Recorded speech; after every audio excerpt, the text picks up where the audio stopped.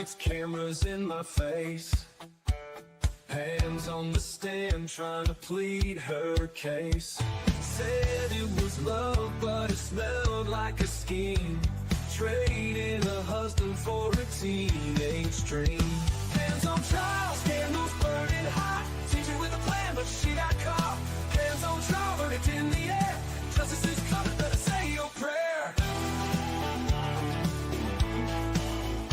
Hands on trial.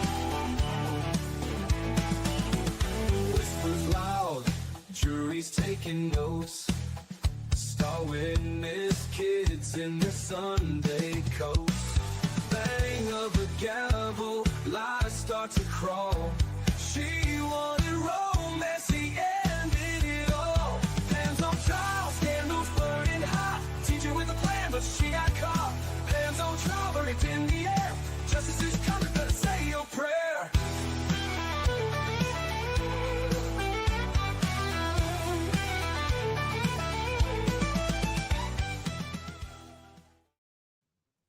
What is up, everyone? I'm a little tired today. Stayed up a little too late last night. So I hope you all are having a wonderful day. Yesterday was we were watching Pam's testimony. I know everybody in the chat was like getting mad and be like, "Are you serious right now? You're just gonna lie?" Yeah, it was a lot, but I know that we did the defense closings yesterday. I went back and looked. We're actually going to do it again today. One, we did it super late last night, and two, I misread how long the prosecutor's closings were. So those of you who watched, stayed up last night and watched with us, sorry, we're going to do it again. And it's just because if I didn't, then the stream would only be like 20 minutes long today. And plus the ones that weren't able to watch it last night. I did put, you guys have been doing, been so kind with the super chats and super stickers. Just so you guys are aware, where that funding is going is actually to get my mom a new computer because she needs one. Her computer is not capable of doing what she needs to do to, like the capabilities that it needs to have to stream and make things better. So I did put a goal up, nobody has any obligation. I'm just happy that you're here.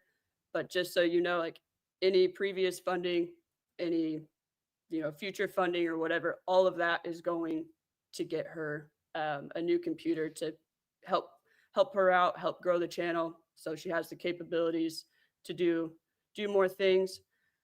At any time, because I'm using a new mic, that things are loud, or if you hear clicking, the mic is really sensitive and I'm trying to figure all of that out. But without further ado, go ahead and start saying hi to people. Hello, Frank. How are you? Hello, Gabby. And then we got Ronnie here. Got Miss Brandy here. Hello, Brandy. Baker says, can you please be nice to Brandon today? He had to pet his emotional cheetah pet all morning. Just for you, Baker, I will be nice to Brandon today, I guess. And other than that, guys, let's go ahead and get started. So we're going to rewatch the defense and then go into the prosecutor and then the verdict. We are going to go ahead and wrap it up today. And yeah, and then on Monday, we'll start with the new trial. So, all right. StreamYard has removed back. Okay, I'll mess with it after this. So, all right, guys, let's go ahead and get started. Hold on. I'm gonna share the screen first before I hit play because I'm terrible at that.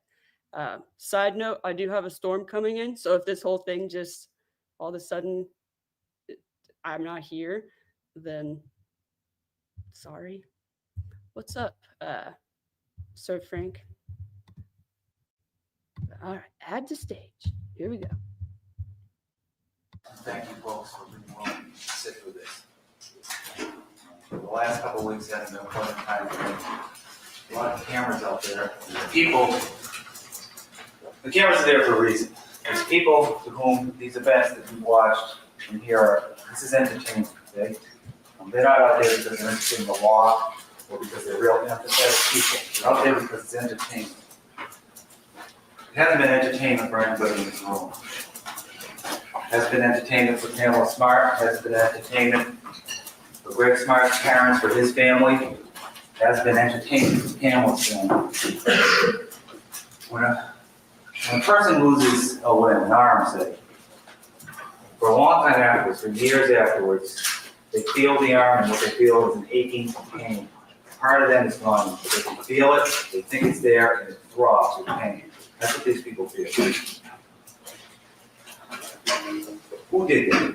Why they do it? How they do it? That's what you're here to decide. Who's responsible for that? It's a bunch of little kids who just made a little mistake and now they're sorry.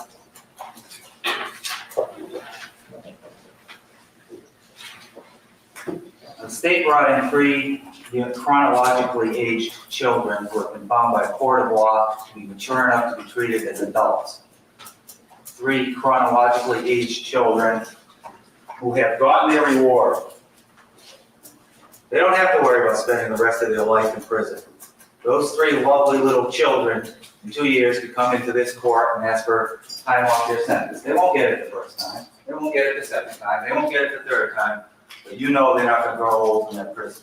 They got their reward. And that's something you've got to take into account when you evaluate whether those are the kind of people you want to trust with a decision like this. When they got their reward, what they told you was that they promised the state of New Hampshire they would tell them the truth about what happened May 1st in Barry. They didn't even do that, ladies and gentlemen. Forget about whether they're telling the truth about that woman or not. They did not tell you the truth about what happened in that house. There are a number of reasons you can tell. The most insignificant is the candlestick. That story makes no sense. First of all, there are 2 stories there. One is that, I think Pete's story is that Billy dropped the candlestick. Okay? And he dropped it on the rug. Billy's story is he placed it down on the tile. Why would he place it down on the tile where Gregg Smart is going to see it as soon as he walks in the door? Well, feel the candlestick. Do you think, drop it a few times. See if you do anything to that candlestick. As Detective Pelletier told you, that's a heavy, hard object good for hitting somebody with. I'm not going to tell you we know what happened with that candlestick. But if you look at it, you know it wasn't placed on the floor and it wasn't dropped. That's not how it got there. Something else happened. That's the first reason that you can at least doubt about what they told you happened in that house. The towel is another reason. Why does the towel appear to be pressed against Gregg's head? What does the towel have to do with it? Where is the towel? That's just a question. That doesn't prove anything. The sounds. That's an interesting thing. Mr. Dacier, if you recall him, I think he was the second person to talk to you folks. Mr. Dacier told you that he heard, well, he had 3 sounds. The car door is the first one. Let's leave that out for a second. He then heard a door slam. Then he heard another sound that he couldn't differentiate from the first sound. That's not a cap gun in those, I don't know where it's in there somewhere. That's not a cap gun, ladies and gentlemen. If you fire that off with 357 hollow point rounds with 125 grains of lead in them, with gunpowder in them, it's not going to sound like a door. There's something muffling that sound. What is it? They didn't tell you about that. Why did they tell you about that? Is that because it's something like the light bulb, taking out the light bulb shows a little more premeditation, cold-bloodedness? I don't know. There was something between that gun and Gregg Smart's head. Think about Mr. Close. Do you remember him from the laboratory? He talked about the fact that there were 2 major parts to this bullet. One was entered all the way in, the major portion, and the second fragment was just under the scalp. He told you that that could have been because there's a couple of explanations. That could have been a bad bullet. And then I asked him, I said, well, what are the odds on that? He He said, first he said 1 in 1,000, then he thought about it for a minute, he said 1 in a million. Okay, that's a million to one shot. Dr. Fossum, well, what Mr. Close said, the other explanation, the one that's not a million to one, the rest of it, if you count up to a million from one, the other 999,999, it was an intermediate target, something that could be sought between the gun and the head. I'm suggesting that's consistent. It doesn't prove anything again, and we don't have to prove anything again, but it's consistent with them using something to muffle the sound. A towel, a cloth, maybe not a towel they found it. There's some explanation for why that bullet fragmented. There's some explanation for why Mr. Dacier heard two sounds that sound the same. Dr. Fossum talked to you about that too. His testimonies, again, there's something else going on in that house. Dr. Fossum said, you see tearing, okay? So that's got to be a very close wound. It doesn't have to be touching, but within inches, okay? You see tearing of the scalp as the gases come out and expand the scalp. Do we call that? He says, that makes it look like it's close, but we don't see traces of gunpowder. With his eyes, he sees none. No. Mr. Close, Roger Close, saw a few minute traces under the microscope or something. What did Dr. Fossum tell you? Dr. Fossum told you that his findings are consistent with an intermediate target which can be sought between the gun and the head. Did those boys tell you anything about that?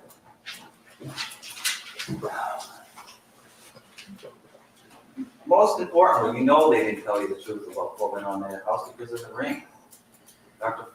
The ring was lying under Gregg Smart. Gregg Smart had an abrasion on the third finger. 1, 2, 3. We got a name for that finger. It's called the ring finger. Dr. Fossum told you that that abrasion is consistent with somebody tearing off a ring force. None of those boys had any explanation why that ring was on the ground. None of it. It's something they just didn't want to talk about. They could remember Gregg Smart spending 3 minutes standing up begging for his life. They could remember him on his knees, but they don't want to talk about that ring. Something unspeakable happened with that ring. Something unspeakable happened in that house. They're lying covering. Our last reason, and probably irrefutable, probably does make it beyond a reasonable doubt that something else happened in that house. It's again, Dr. Fossum. When Dr. Fossum was testifying, I knelt here, and I had him put the trajectory of the bullet, front to back. I had him stand behind me. I said, Dr. Fossum, and I'm not trying to do it the same way, I didn't even see how he did it, but it's front to back. You saw it. I said, Dr. Fossum, would you stand behind me and pretend like you've got a gun and try to get your hand in a position that you can shoot that bullet? Dr. Fossum said, it can't be done. My cross-examination, you might have said, well, what if Gregg, right before he shot, turned his head back? Is that possible? He said, yeah, it's possible. Well, did Billy Flynn, did Pete Randall tell you anything about Gregg turning his head? Was Gregg Smart able to turn his head? Pete Randall's holding on as hard as he can to his hair. Something happened there. They did something else. They tortured that man in some other way that they won't talk about.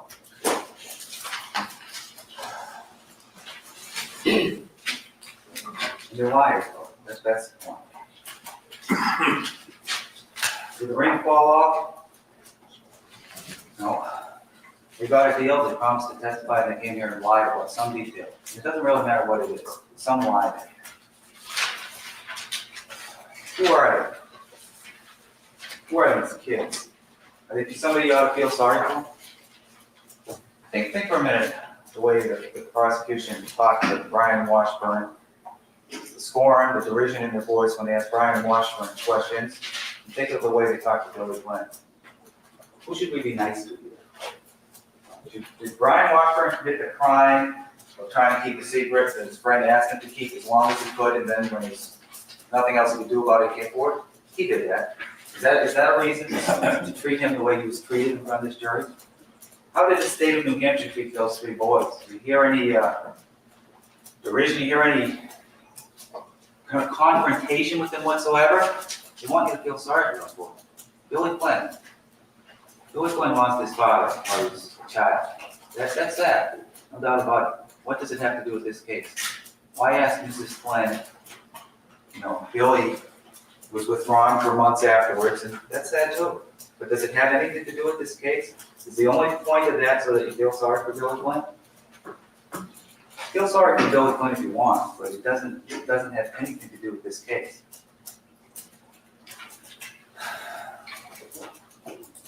These boys, 3 of them together, there's not a shred of moral decency within them.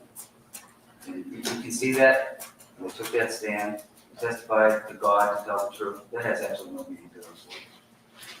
None whatsoever. And it's not environment, it's not their parents, it's none of that stuff. If it was that stuff, think about Ralph Welch. Grew up in the same town, went to the same schools, has the same friends, and even lived in the same house. It was J.R. Lyman. That's the same environment. What's Ralph Welch? What does he think this is something we should joke about? Ralph Welch knows about this, and his friends make him sick. If Ralph Welch's friends make him sick, they ought to make you sick.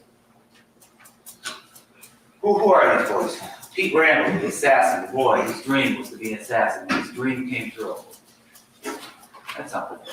The boy who sat up there for hours and didn't show one single human emotion. You want to take his word for anything? You want to make a judgment, an important judgment based on his word? I'm not going to say a whole lot about Pete Randall. That's absurd. It's absolutely absurd. Pete Randall, after his arrest, he tells his mother all about this thing. She wants to know about it. Tells her all about it when he leaves out Pamela Smart. Isn't that funny? Isn't that at all? He doesn't say anything about any ride to Haverhill where she talks about don't get blood on the couch or any of those juvenile fantasies. Isn't it funny? Why is he talking to his mother? Assume that he was telling the truth. He's talking to his mother. Mom, we did this, but this woman, older woman, put us up to it. Isn't that the kind of thing you would want to tell your mother? Why protect Pamela Smart? Everybody says he barely knows her. That doesn't make any sense unless she has nothing to do with it.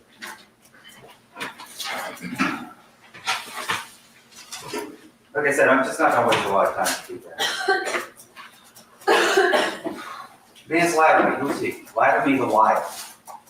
Ralph Welch tells you, again, Ralph Welch lives in the same house with him, tells you he's the kind of guy that you'll watch him do something, and he'll either be embarrassed about it or not want to get in trouble over it. Even though he sees you looking at him while he's doing an act, he'll deny it to you. He'll look you in the eyes and deny it.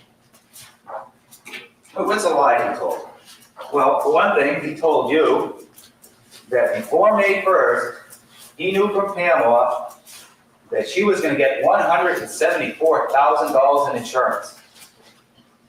Now, there's 2 problems with that. First is that that's completely contradicted by Billy Flynn, who says I object. That's a total mischaracterization of the testimony of that witness. You're able to take its own recollection of the testimony. that's in complete contradiction with Billy Flynn, who told you that she only knew about one policy, the $90,000 policy, and found out about the other one after May 1st. Well, both of those things can't be true. In fact, neither one of them can be true. Maybe the most important witness you heard in this case is Mr., I think his name was Gould, insurance man from Rhode Island.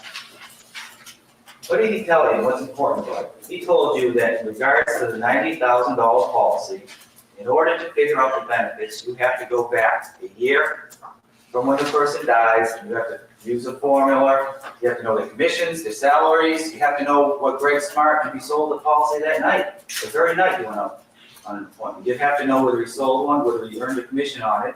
That information was not available on May 1st. So both Vance Latterly's lying about that, and Billy Flynn's lying about that. It's just plain impossible. He told you. He said, well, even my agents couldn't figure that out. Well, what else did Vance say?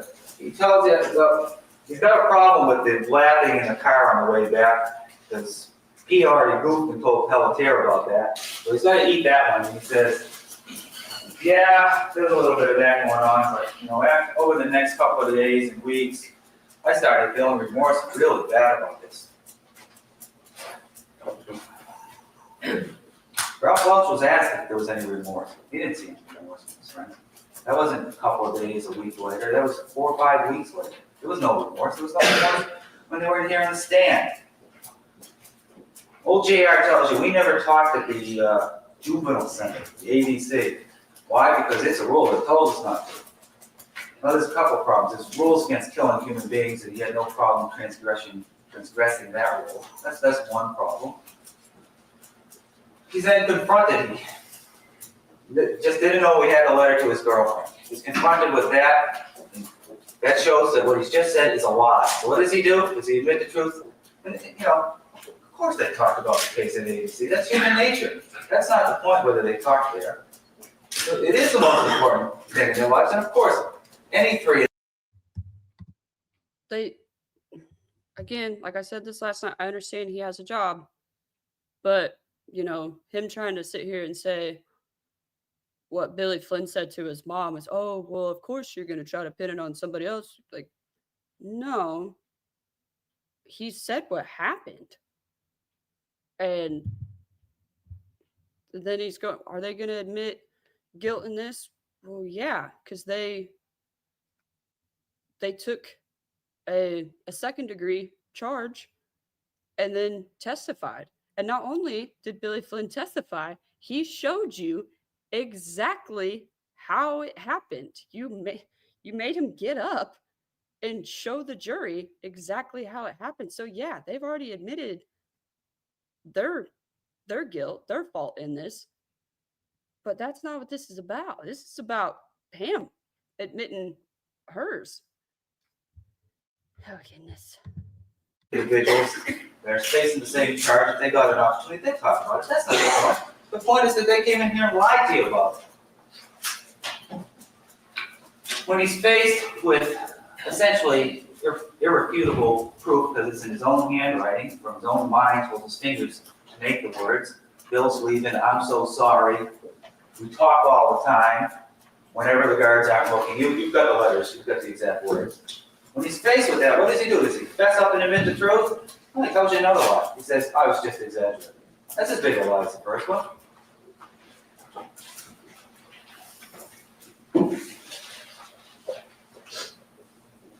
Cancel Avenue, JR talked to you about going down to a storage area to get a gun. Well, he said not to get a gun.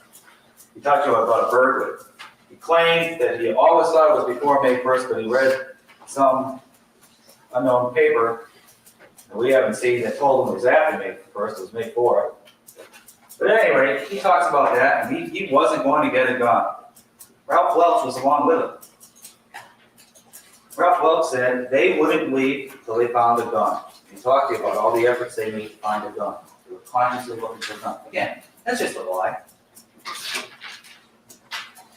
You have to object to the defense counsel continuing testifying what's a lie. Jury can make this determination. Sorry. Well, if you'd argue the evidence, I wouldn't have a problem. Well, I would prefer that you would suggest to them that it's a lie, or submit to them it's a lie, rather than stating it as a fact. I don't think it's a lie. Billy the Kid, who's he? He's number 3. Gang of 5. Is he a little puppy dog that you saw him for? Little Billy Flynn? A little sad puppy dog?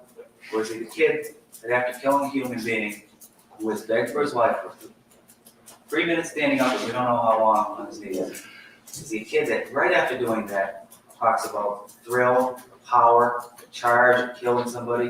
I mean, which is he, puppy dog or the thrill pill? He came in here and showed you the behavior of a little puppy dog. But he didn't demonstrate that night to make person better. He showed himself to be what he is. I mean, maybe he's a mixed person. Who knows? But you know one thing, he's a thrill fella. There's no reason for Pete Randall to just talk about that Detective Pelletier here unless it's true. Is he the little boy who cried here? Or is he the heartless little punk who laughed on his way to jail after he got arrested? Which one is he? Who is he? If you don't know who he is, you want to take his word for anything at all. You don't know which one he is.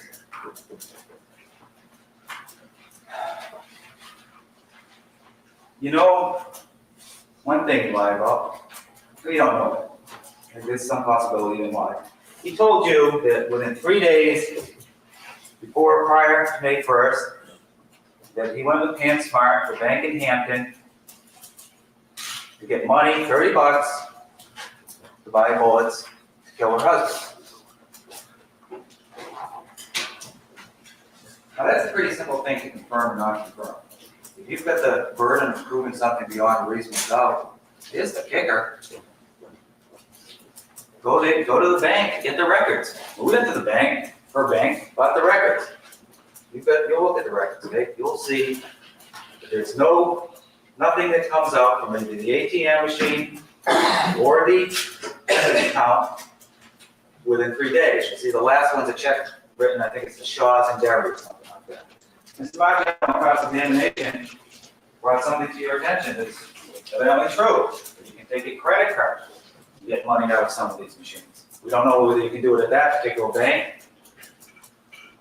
Well, if the state really wanted to know whether Pamela Smart used a credit card, took money out to buy bullets to kill her husband, it's not that hard, ladies and gentlemen.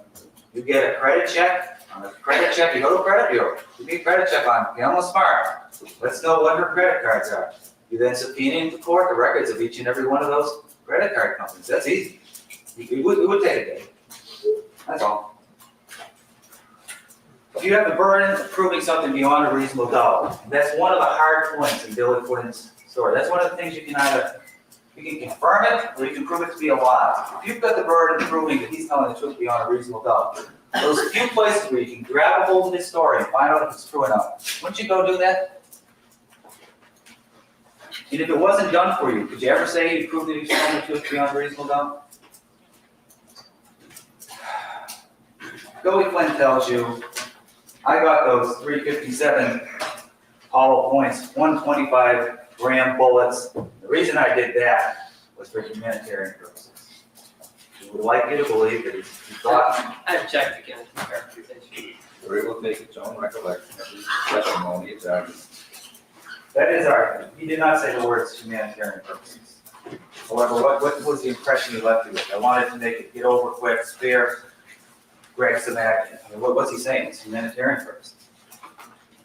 Roger Close said that the main purpose people buy those bullets, hollow points, is to increase devastation, to increase the odds of killing.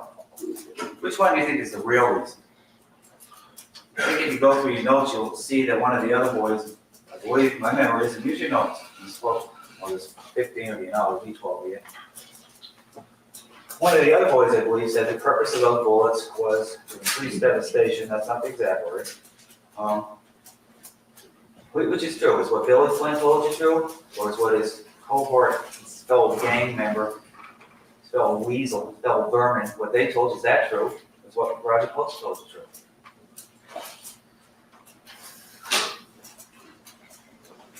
Billy Flynn, he gets on the stand, and he knows Ralph Welch is, I can't remember if Ralph's already testified or gonna testify. If he'd already testified, Billy knows about it, because he watches it on TV. But anyway, he knows, he said his own case. He knows Ralph Welch, knows about the conversation. Billy calls up to try to get Ralph to meet him somewhere. He knows about that, so he's got to sort of eat that. So how does he deal with that? He says, I talked to Ralph about the rumors Ralph had heard. The whole time Ralph Welch was on the stand, he didn't say a word about rumors in the conversation. He described the whole conversation, but he didn't say a word about it. What he said was Billy was concerned about what? Not rumors. Two killers, Billy's friends, had told him directly. That's not a rumor. And that Billy said the following things, and this order again is not right, and use your own notes. If Pam finds out about this, she'll never speak to me again. I'll kill myself.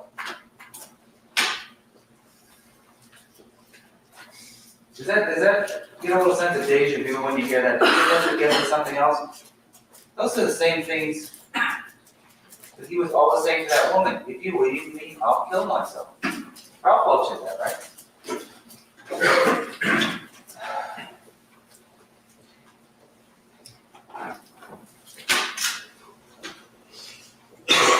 Let's go back to the house for a second. Pete and JR get confronted by Ralph Welch. This is going to tell you something about Billy Flynn, what his friends think. Pete and JR get confronted by Ralph Welch. They say, no, we're only joking. Ralph leaves the room.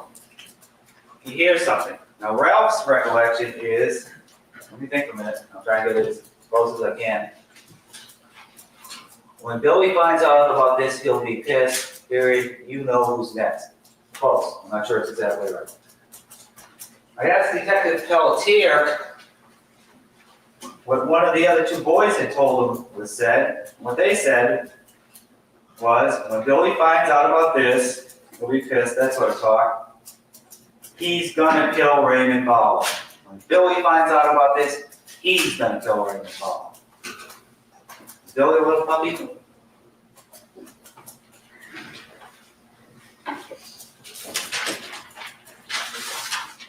Now, Billy cried in here. As a human being, you have to feel something. If it's real emotion, if you're a human being, if you're not Pete Randall who has no emotions, you've got to feel something. You've got to touch some chord within you. We're not telling you, and the evidence doesn't suggest that Billy Flynn is the same as Pete Randall. Pete Randall has got the emotions of a slug, or no, he doesn't, a rock. A slug, if you hit with a pin, it moves, it feels pain. Pete Randall doesn't know what human emotions are. Billy's not like that. Pete Randall's on this end of the spectrum. Billy Flynn's way over here. Emotions coursing right through his body. The thrill of killing courses through his body. Cries at the drop of a hat. He's obsessed. He's obsessed with love for Pamela Smart. He told you that. He's obsessed with his hatred for Gregg Smart. I believe he told you that. If he didn't say that, his friends said it. He's a kid who has emotions. What emotion? What was he thinking about when his tears came up? Who knows? Who knows what's running inside that mind? The mind of the thrill cult.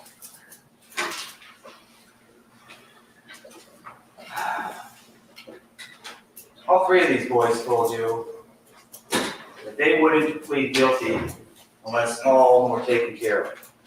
I'm not sure if all three of them said it. Everyone who was asked about it said it. You had touched 3 musketeers. They also told you one of them, I believe it was Billy, but again, use your own recollection, told you that he wished he hadn't done it and he was prepared to go to trial. He sort of suggested that the lawyers had tricked him somehow. If he was prepared to go to trial, his defense was going to be denial of guilt.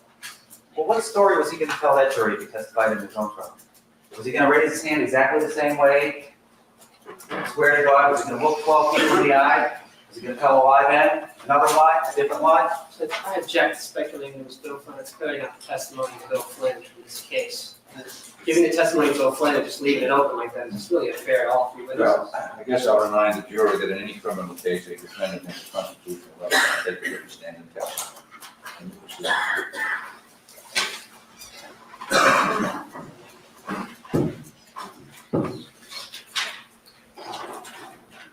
You know he's an actor.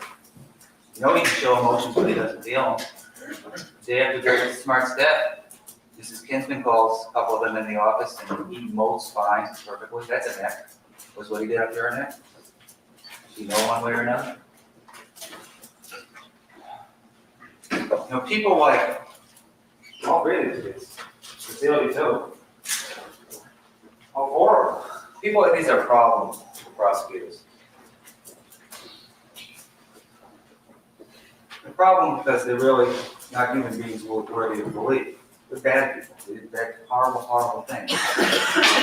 If someone suggests to you something like, you know, if a crime happens in hell, you're not going to get witnesses, you have to have devils, and that's why we put these boys on.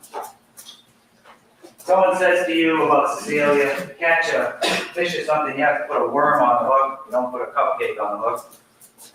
Someone suggests that to you at any point in time, I urge you to reject that suggestion. What that suggestion is a coded message to you to come down to their level.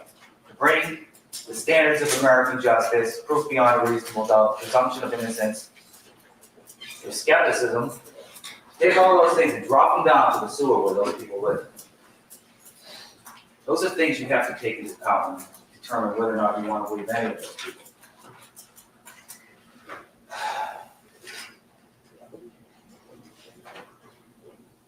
Let's talk about sex for a moment. That was a big part of this case. It was a driving, sexual urges, hormones were a driving force in Billy Flynn's actions. Do you really think it makes any difference what particular position 2 human bodies were in at a point when they're having sex? Why did the prosecution bring that up? Why in the first 47 minutes, why in the first hour of the cross-examination of Pamela Smart, where the first 47 minutes is talking about an affair and sexual acts? Does that help you at all? You know they had an affair. You know they were intimate. Do you need to know about ice cubes? Is that something to titillate you, anger you against her? Is that something kinky?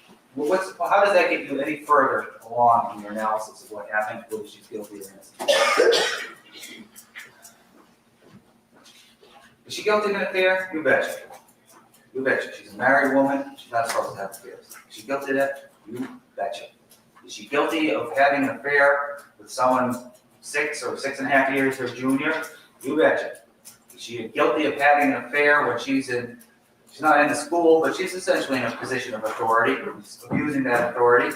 Was this trust put in people? Is she guilty of that? Absolutely. No doubt about it. Does that make her guilty of murder? No. We ask.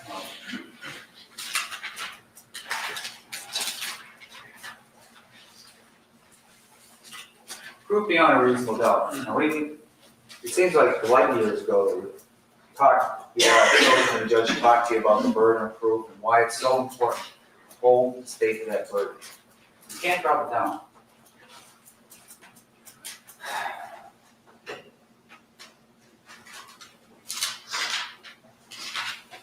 What are some reasons to have a doubt? First of all, you could go through the boy's testimony. You could go through it at length. You could just pick out one thing, the right behavior, talk about the differences in their made-up stories.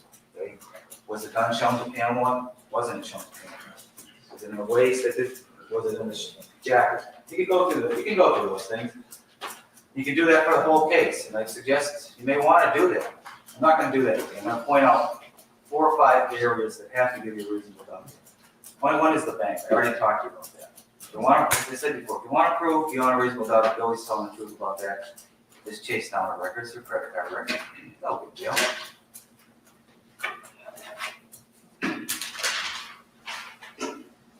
Cecilia,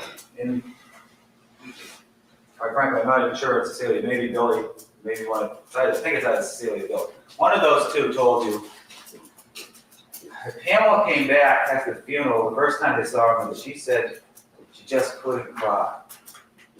Well, that's something where their story touches other people's realities. Normal people witness things.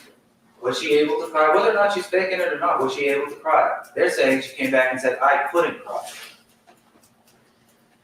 Why don't you listen to all the tapes in this case back there? I think the judge is going to give you some sort of advice to listen to them. Listen to that 9/11 tape. Do you think she couldn't cry? Listen to those voices, those 3 people are describing it as they're seeing it. Listen to what they say. She's hysterical. She was crying. Why would she go to one of those 2 kids and say, I couldn't cry? The answer is, that's a lie. She did not go to those kids and say she couldn't cry. Brian Washburn, he saw her cry. Her shirt was wet.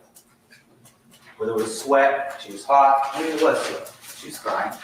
Again, maybe they're crocodile tears like Billy. But why, if that's true, wouldn't she go to one of those kids and say, I could make myself cry? No, that's a lie. Most importantly, Sonia. I talked a little bit about the way the state treated Brian Washburn. What about the way they treated Sonia? She's guilty of a terrible, awful crime. She loves her best friend. You can cross-examine someone like that loves somebody without jumping down the throat, without reaching in and grabbing the pancreas and ripping it out. That's what they did to Sonia. They put it right on, probably over the tears. That was unnecessary. Mrs. Flynn, Billy's mother, she did things that, she knew were wrong. She did it out of love for her son. Did we jump down her throat? All right, what did Sonia do? The evil Sonia. Well, she told you one thing, that Pam was crying all the time, talking incessantly about it, but she told you something very important. She told you she was whimpering in her sleep. Try that tonight. Before you go to sleep, try to whimper during your sleep. See if you can do that. Okay? If you could whimper in your sleep, would you go tell one of these kids that you couldn't even make yourself cry? Cecilia, another thing, another reasonable doubt. Let's talk about Cecilia for a moment. Cecilia Pierce told you that on May 1st, last year, she met with Pam at the school in the media center and discussed the upcoming murder of her husband. Again, unfortunately for Cecilia, that's one of the few places where her lie touches reality. Patty Weiser said, Pam came in late. She went to a meeting with I think it's the superintendent. He testified too about the meeting. She came back. We were ready to go. We went to lunch. We didn't come back till 2:30. Cecilia told you that was, like, look at your notes for this, again, earlier than 2:30 because school got out at 2:17. That's just a lie. It could not have happened. The woman was in Portsmouth, New Hampshire, or else in a meeting with the superintendent. Now, Mr. Maggiato, when recognizing that that's a problem for the state of New Hampshire, when Patty Weiser says that, Mr. Maggiato said, well, could they have, passed in the corridors or something like that, briefly, some. I know this is boring, guys, because a lot of you watched this yesterday. We got like 20 more minutes, and then we'll do the prosecution. So I apologize. I know we're watching it again. There were some people that weren't able to watch it last night because we did it so late, but we're almost done, and then we'll get to the prosecution. Somewhere else. That's fine, but that's not what Cecilia said. Go back and look what she said in the media center. Again, the insurance. It isn't there. At $90,000 policy. If you took notes on what Mr. Hoole said, you know that none of the stories those kids say about her knowledge of insurance can be true because you can't figure out $90,000. Again, that's lie touching reality.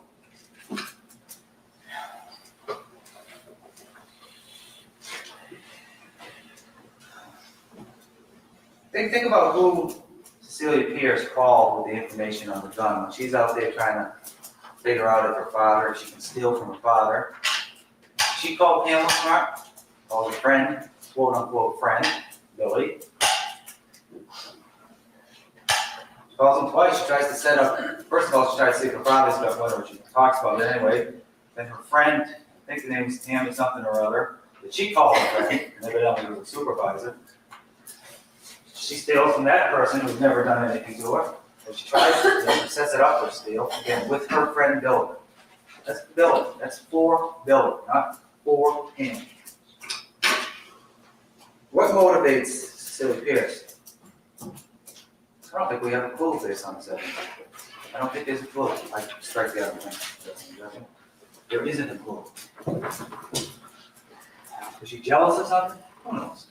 Do you know she's a liar? Yeah. Do you notice that she's willing to take part as an accomplice in an attempted first-degree murder? Yeah. Listen, she told you that, well, first of all, she told you that she was worried a couple of days before trial that she might get charged with something. But she told you the police said, oh, you didn't do anything. We're not going to charge you. Don't worry about it. Well, what did she do? What's the crime that Cecilia Pierce committed? Well, perhaps most insignificant, she made a false report to a law enforcement officer. It's a crime in the state of New Hampshire. She did it on 3 occasions, but the state's theory is 2 occasions, the first 2 times. She admits the first 2 times I talked to the police, I went in there and lied, said I didn't know anything about that big crime in the state of New Hampshire.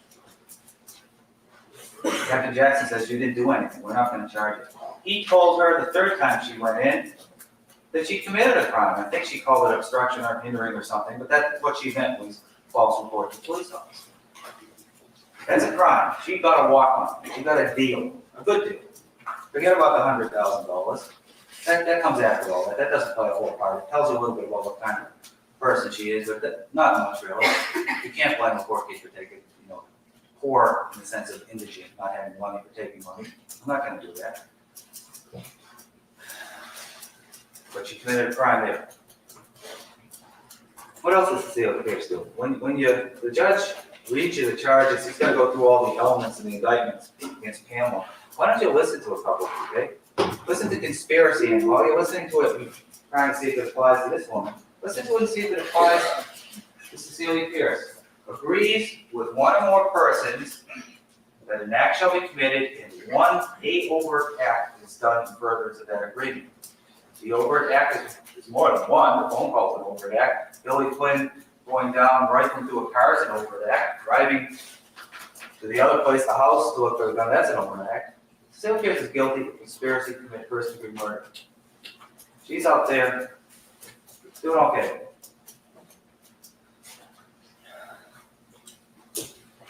There's another offense she's guilty of, not conspiracy, but first-degree murder, aiding and abetting an attempted first-degree murder.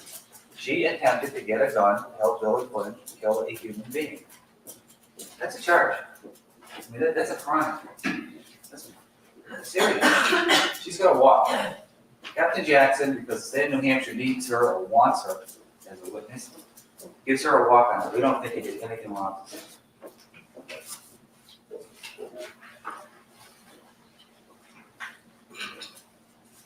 Let's talk a little bit about that one a little bit. Let's talk about the tapes, okay?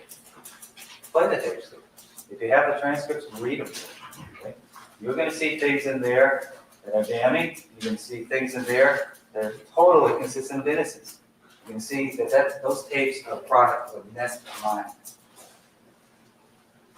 What gets Pamela Smart to that point? You know, those decisions are ridiculous. They're stupid. There's no good judgment shown trying to trick Cecilia Pierce into giving her information. That's absurd. The police were absolutely correct to shut her out of this investigation. She was out of control. There's no criticizing the Derry police about that. What gets her to that point? Why is she out of control? She's doing things that just make no sense. Well, try being 22 years old and having your marriage with your spouse. Why don't you try that out yourself? Why don't you think, just that off, forget everything else in the case, just think, is there a reasonable possibility that could cause someone such trauma and such stress that they'd act in an irrational manner?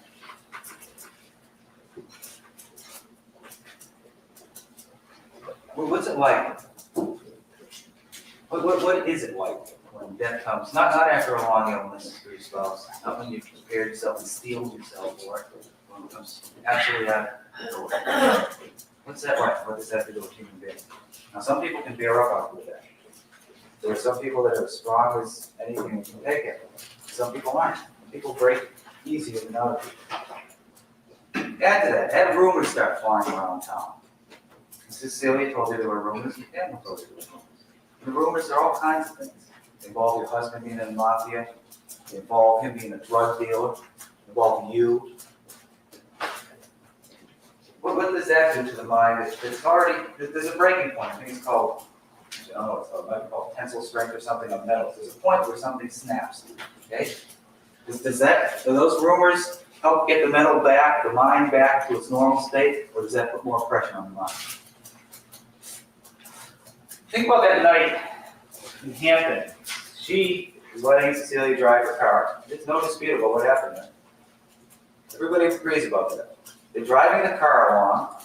This is after her husband's killed, after there are rumors going around, before the boys are arrested. She's driving the car, and a force sufficient to retake Kuwait surrounds that car. You have multiple cruisers. You have a paddy wagon, which is a racist term, by the way. You have police officers on horses, mounted police. You have police officers on motorcycles. They surround that car.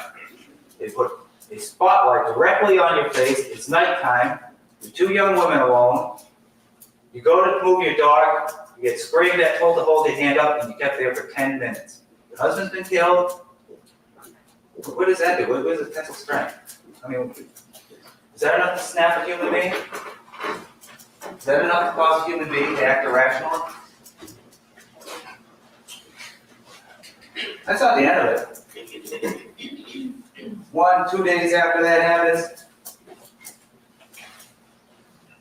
while you're in a great mental state from the things that have happened to you before, what happens next? The person with whom you've had an affair, a secret affair, did something that you're ashamed of, and you have to be ashamed of because of the age differences. That person, the person who you thought was a decent human being, the person who you've seen the same side that you folks saw in court here, you've seen that side of Billy Flynn, that fellow's arrested for the murder of your husband. what's the first thing? You do want to believe that, okay? You hear that news. If you believe that, we all have defense mechanisms, okay?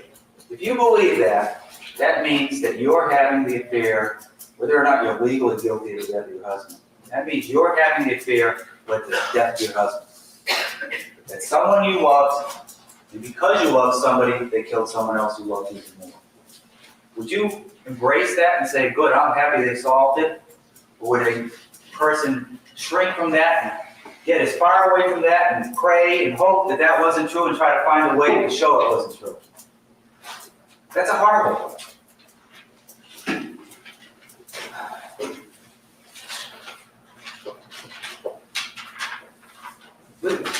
Listen to those tapes. There's an interesting, you have to, I'm afraid to suggest that you really have to listen to all four of them to do this, but listen to the progression in the voice of Pamela Smart over those tapes. Listen to it at the beginning, and listen to the progression. You hear with your ears a descent into hell. You hear a person snapping, and the snap has happened somewhere between those first two and the last two. Listen to the whispering, the manic kind of talk, paranoid kind of talk. Listen to it. That is mine. It's not acting anywhere near rational. When you do another thing when you listen to that tape, if you have, I don't know if you can have the transcripts or not. If you have the transcripts, look for places where Cecilia Pierce says something, Pamela Smart says something that is as if she never even heard a word Cecilia said. I'll give you one example. See if you can find some more. At some point in those transcripts, Cecilia Pierce starts, this isn't even close, but the word uncle, PDN. She started talking about somebody's uncle who did something and he's in jail for a large amount of time, and you, quote, you had your husband killed. It's a quote, I remember that part. Etc. You're out on the streets. Cecilia says that, and Pamela goes, above that, Pamela's been talking, in the transcript, been talking about the affair, and she answers that statement, going right on talking about the affair, as if she never heard a word Cecilia mentioned. I want you folks to imagine, not yourself, but think of it, a stressed, a basket case who has something that she desperately has to prove, something she desperately has to hide, that affair. She's now terrified she's going to be arrested because of the affair. Having a conversation, a rational conversation. She's got an agenda. That's hide that affair. No doubt about it. She doesn't deny it. She's got an agenda. If you listen to that tape, half of the times in the last two tapes, the first two tapes she's following Cecilia. The last two tapes, you'll see time and time again that it's just her answers, her responses aren't responsive. Her mind is out of control, racing on one course, that affair and hide it, nothing else.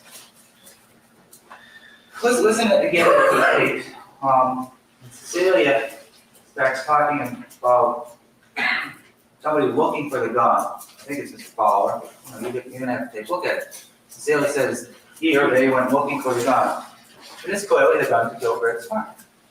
Pamela says, what for? And Cecilia says something else that I don't recall. Pamela says again, what for? Well, if she's in on this thing, she knows all about it. She knows about the first attempt that someone told you. What is she asking? What's the gun for? Listen to how many times she brings that conversation back to the affair. Is she talking about hiding the murder? She's talking about hiding the affair. She's clearly engaging in acts that constitute witness tampering.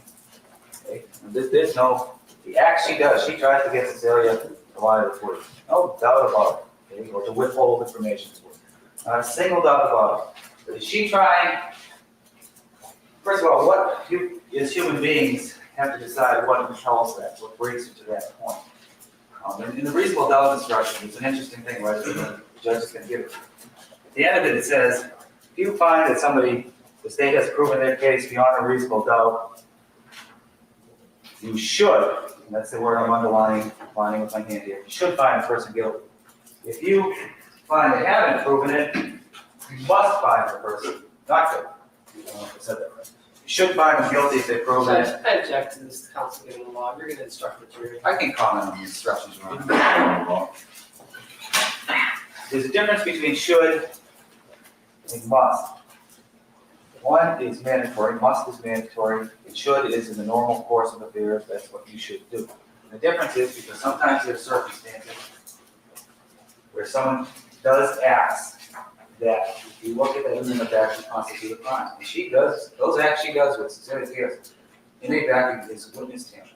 The jury in our country, that's why we have those two words, has the right not to return a verdict if they feel the circumstances are such that a just result will be reached by a verdict of not guilty, even though the person does those things.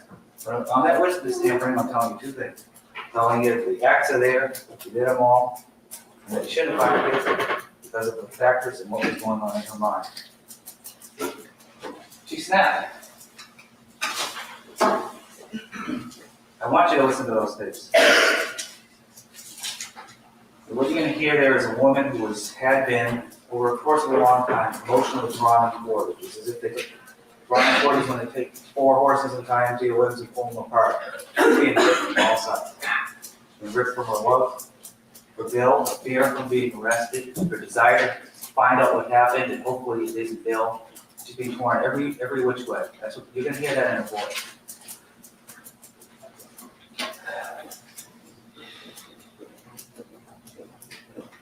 Now, you get in the United States, you get 2 verdicts. You get guilty and not guilty. Before you get to guilty, the state has to prove a charge beyond reasonable doubt. That's true. That by the way, most of our legal system comes from England. That's true in England. It's not true in Scotland. Scotland has one major difference. They have 3 verdicts in Scotland. They're guilty. The state proves beyond reasonable doubt. They have not guilty if you think the person has proven themselves innocent. They have 3rd verdict, not proven. We take the innocent and the not proven and put them into one, not guilty.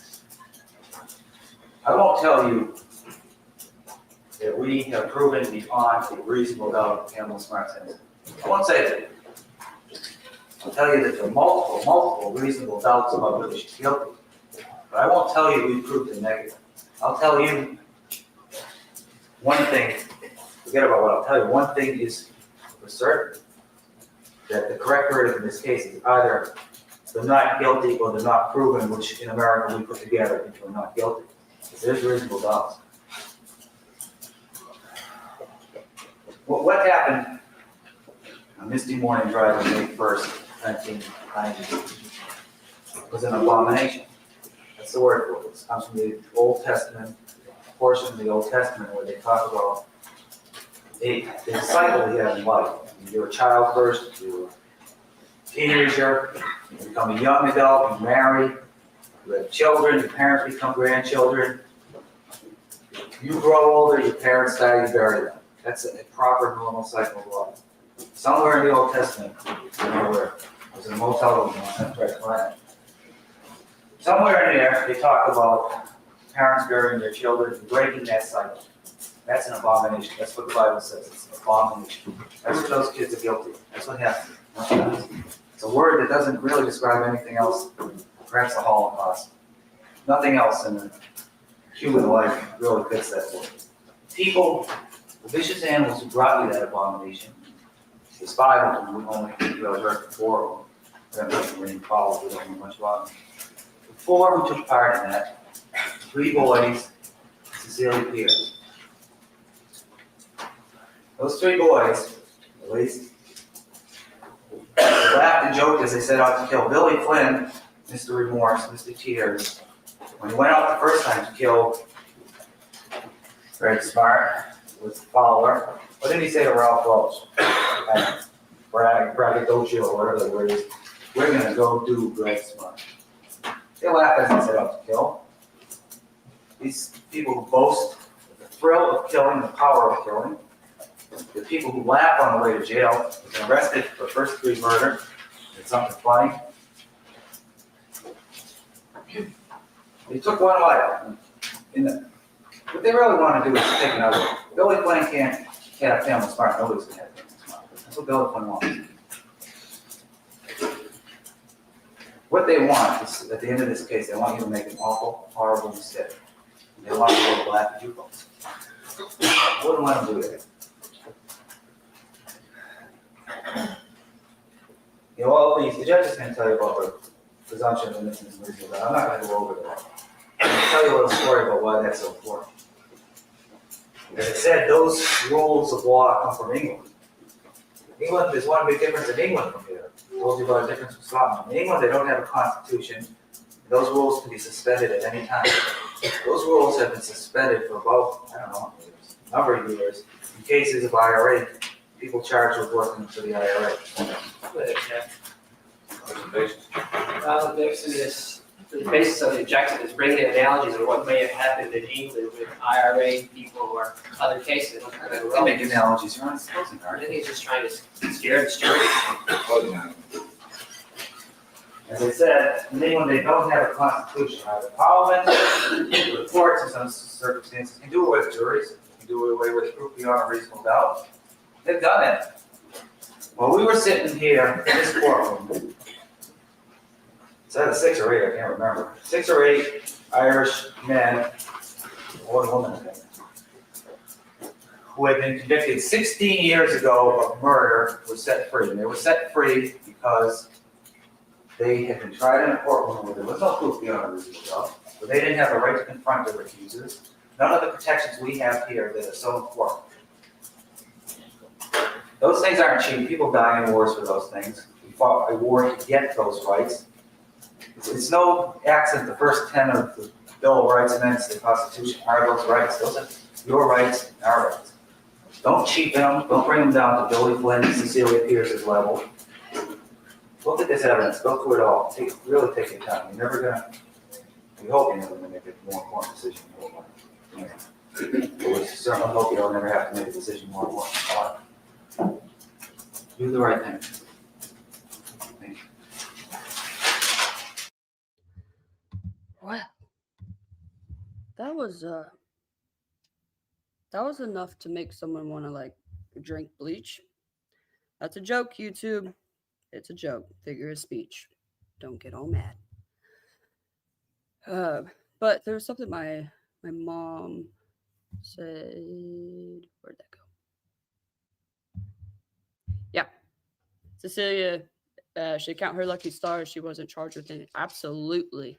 Because when she was up testifying and she was talking about everything that she knew beforehand and was just another party that could have prevented any of this from happening.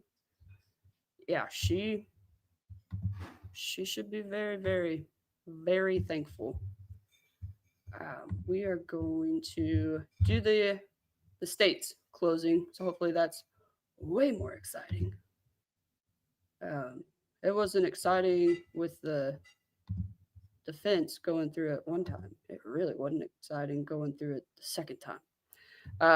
Just so y'all know, I do have a goal amount with super chats, super stickers, and stuff on there because Alternate Juror needs a new computer to be able to keep streaming. So it doesn't matter if it's a small amount, large amount, any little bit counts.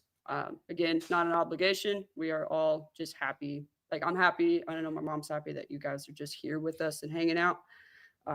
Mom, don't mind me just grifting on your platform here. And so, all right, guys, let's go ahead and get into the states. Share the screen, Carmen. I forget every time. Most of all, if you apply their common sense to the defendant's preposterous testimony for the last 2 days, you'll also come and realize that that was nothing more than a calculated effort, a last-ditch calculated effort for this woman somehow trying to distract you from what the inescapable conclusion of what those tapes show. And that inescapable conclusion is that the defendant was devout and guilty of his crimes. Now, she does it at a time, ladies and gentlemen, on these tapes, when she's so obsessed with solving this crime, she's so obsessed in finding the murderer of her husband, that she keeps the most crucial information that anyone can have from the police. She keeps the most crucial witness, Cecilia Pierce, that the police could ever have from talking to the police. And she does it all the time when she says, well, it changes. We first heard it was a game to see what Cecilia knew. We then heard later on it was a way to get more information. We then later on heard it got to be the point of confusion. And then we heard later on it was being scared. And then we heard it was being desperate. And today, during summation, we got to the point of a pencil break. Apply your common sense, ladies and gentlemen. Look at those tapes. Listen to those tapes. And you'll reach the only one conclusion that those tapes lead you with. Now,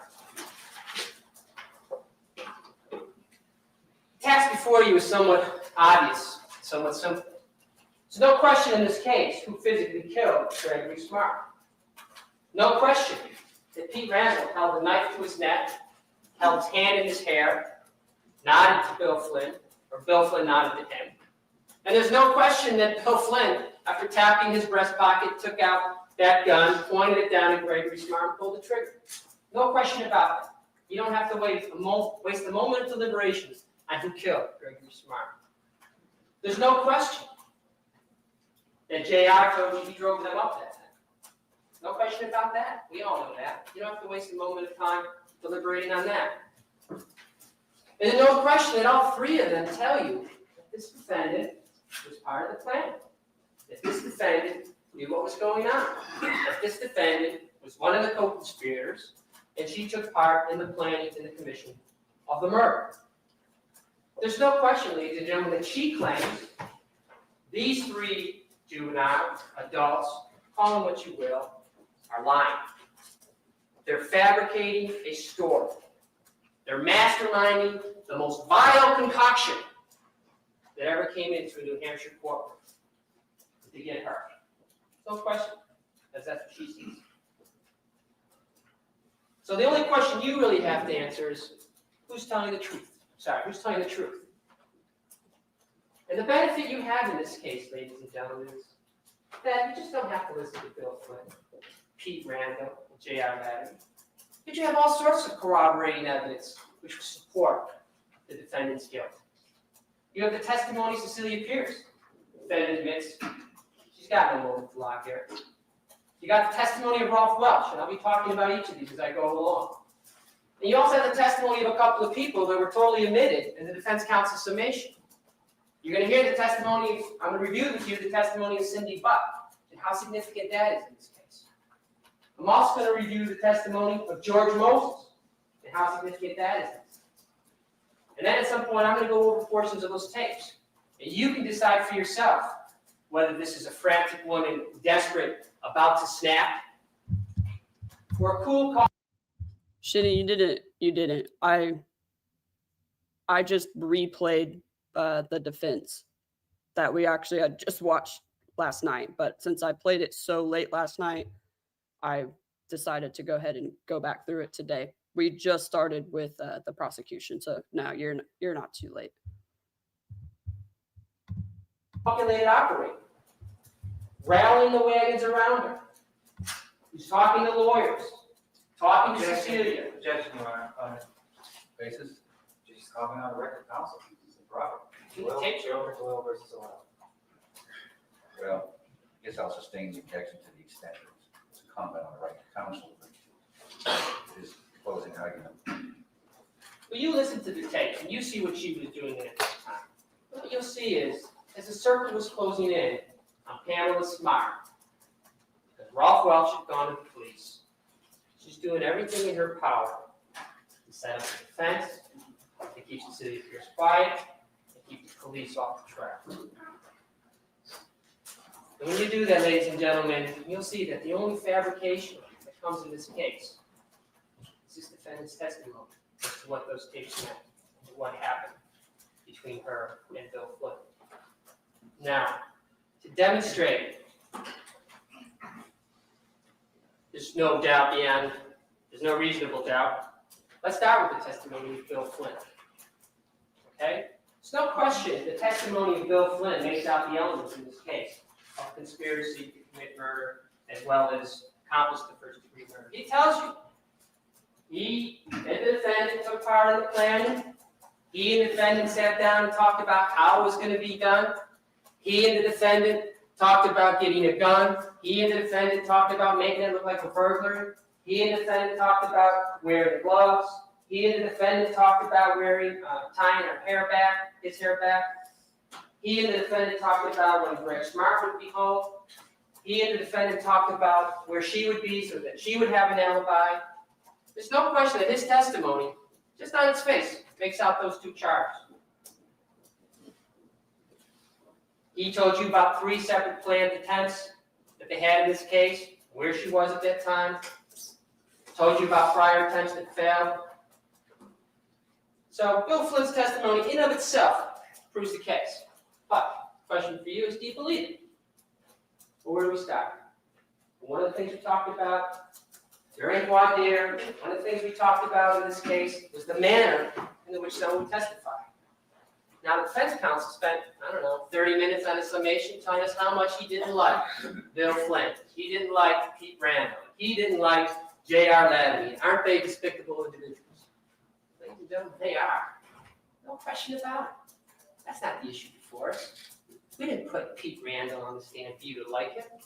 We didn't put J.R. Ladley on the stand for you to like him. We didn't put Bill Flynn on the stand for you to like him. We put them on the stand for you to evaluate whether or not they were telling the truth. And you all said, whether I like this person or not, I'm going to listen to what he has to say. And I'm going to evaluate the testimony that he gives me. And I'm going to compare it to all the other corroborating evidence. And I'm going to make a decision based on that, unaffected by emotion. Now let's start with Bill Flynn. Was he a thrill killer that you saw on the stand? Think about it. About a week ago. Maybe 8 or 9 days. You saw him on the stand. You saw how he testified here before you. You saw how he answered the questions. You saw the emotion coming out of him. That's a thrill killer? Yes, Bill Flynn, sometime after the killing, laughed. I'm not telling you Bill Flynn never laughed again. I'm not telling you Bill Flynn cried for the rest of his life. But when he was in here, and he was telling you of his part in the murder, when he was in here telling you about when he had that gun out and he was pointing at Gregg Smart's head, tell me, you think that kid felt this was a laughing matter? You think this kid was joking? No. Do you think that kid was masterminding a vile concoction of lies to get this woman? Is that how Bill Flynn came across to you on that stand? Is that how Bill Flynn looked when he testified to you? I ask yourselves, remember what you thought when you left that courtroom, what your impression was of Bill Flynn. Keep that in your mind when you're thinking about whether what Bill Flynn says is true or not true. Bill Flynn doesn't have all the answers. Bill Flynn doesn't dot all the I's and cross all the T's. He can't. He told you himself, lousy memory. A lot of it purposely forgot. I don't doubt it. Neither should you. But was he a liar? I submit to you, ladies and gentlemen, if Bill Flynn was a liar, that was one of the greatest performances you've ever seen in modern times. I want you to think about that when you're evaluating his testimony. And at the same time, this defense counsel spent so much time commenting on his laughter, commenting on his face, and commenting on him, contrasted with what you saw from the defendant this entire trial. This entire trial, witness after witness got up there and talked about a bullet being put in her ex-husband's head. Not one tear of remorse, but not a tear of grief. She wasn't shooken up one bit at any time.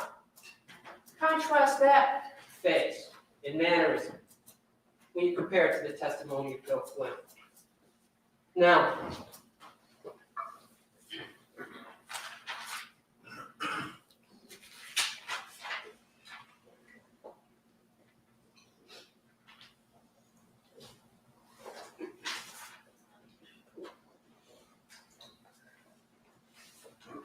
contrast it with the mannerism you saw the defendant when she testified these past 2 days. Could anybody get a question out without her having the answer? You don't even get the question out before you get a but, or because, or this is why, and let me tell you, Cecilia told me this, and so told me that, and that's why I said that. I mean, she was sitting on the edge of the seat. Her face was right into that microphone. You didn't say boo before the answer came out. It was rapid fire. It was a programmed robot. She had every possible answer she could think of before the question was even asked. Now, ladies and gentlemen, I want you to consider not only how Bill Flynn testified, but let's talk a little bit about what he said. There's no question the defendant had a powerful influence over Bill Flynn. She had to get him to commit this murder. Bill Flynn's a little bit of a dumb kid. He's a little bit of a punk. He's broken into cars. He's burglarized store sheds. There's no question about it. Pam Smart didn't approach the class valedictorian to commit this crime. No question about it. Who's Bill Flynn? And he testified to you about the influence the defendant had on him. And he testified to you about the relationship, the sexual nature of the relationship. Now, why does the prosecution bring out the ICE incident in 9.5 weeks? I mean, are we just trying to get some headlines for the press? No, ladies and gentlemen. That's a detail. A detail that someone like Bill Flynn is not going to forget. It's a detail that's corroborated by Cecilia Pierce, who says, yeah, she remembers him coming down for ICE. It's a detail which will give you some sort of idea of what was going on between them. This isn't just a haphazard affair where the defendant haphazardly has sex with this 15, 16-year-old boy. This is torrid. This is a torrid affair. This is this kid's first sexual experience. He's way over his head. And I submit she likes it that way. How do you know? Let's talk about the pictures. Were those pictures taken specifically for Bill Flynn? No, ladies and gentlemen, that's not what we're saying. She didn't get up on this bed and as she says, standing around for Bill Flynn. You'll see these. Take him into the jury room. Take a good look at him. No, we're not saying that. What we're saying is, she tells you, oh, I didn't want to go to my regular place because I would be embarrassed. So I gave him to my 16-year-old mother, but not for him to look at, because I didn't want him to open up the package. I thought he would do that. Does that make any sense? But she didn't want to send him into a modeling agency, and that tells you another thing about this woman, what she thinks of herself and her body.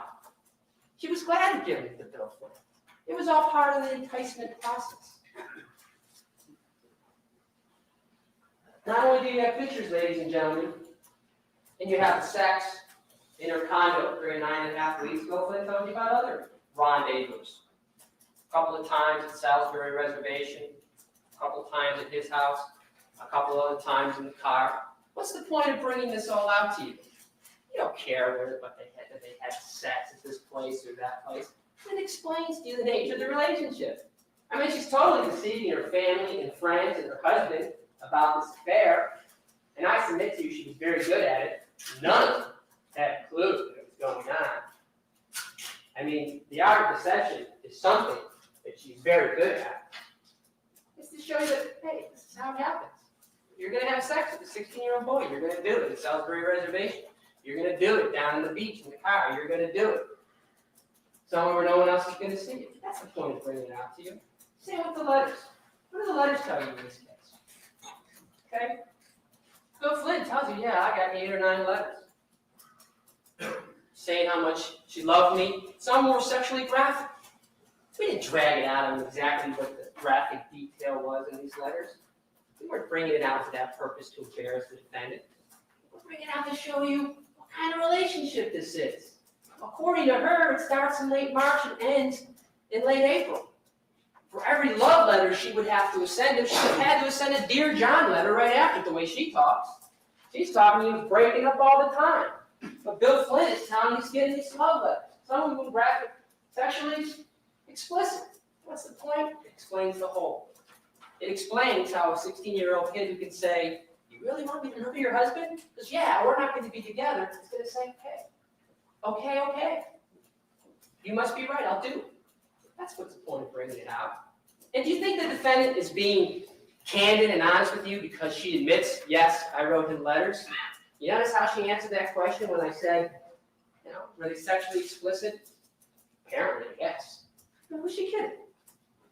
Who's she kidding? She admits the letters to you, but she's got to. She knows Sarah Thomas has seen the letters. It's all in the tapes how Sarah Thomas had seen the letters. She can't get in this courtroom and deny those letters. She admits everything that she knows is going to be witnessed and corroborated. She's got no choice. Now, another interesting thing about her claim that this relationship was something that she tried to break off several times You notice how we got no details about that? How I said this at one point, how I said this at that point, how he said this and how he said that. Never got any details about that. You know why? Because there are none.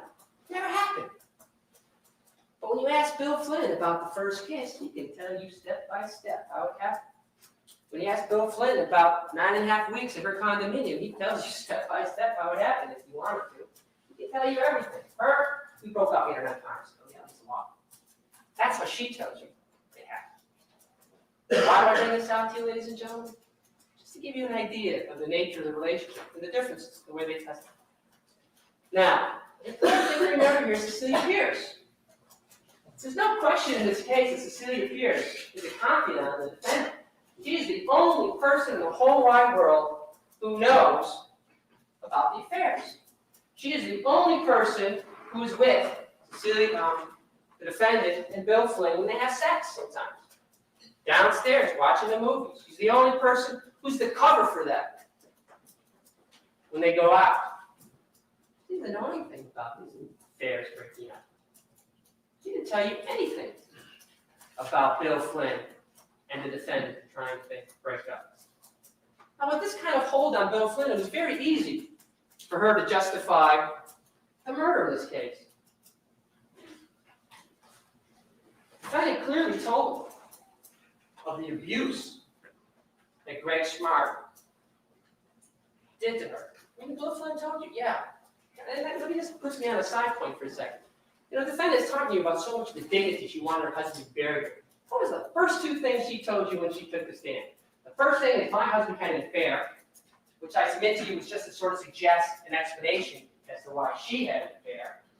The second thing she tells you is, I remember talking about him near Christmas because around Christmas, he threw me out. He didn't intentionally hit me, but I was locked out. We had to call his parents, et cetera, et cetera, et cetera. Why did she admit that? She knows Bill Flynn's going to come in here and talk about it. She knows Cecilia Pierce is going to come in here and talk about it. They know about it because she told them. You think that's how she described it to Bill Flynn?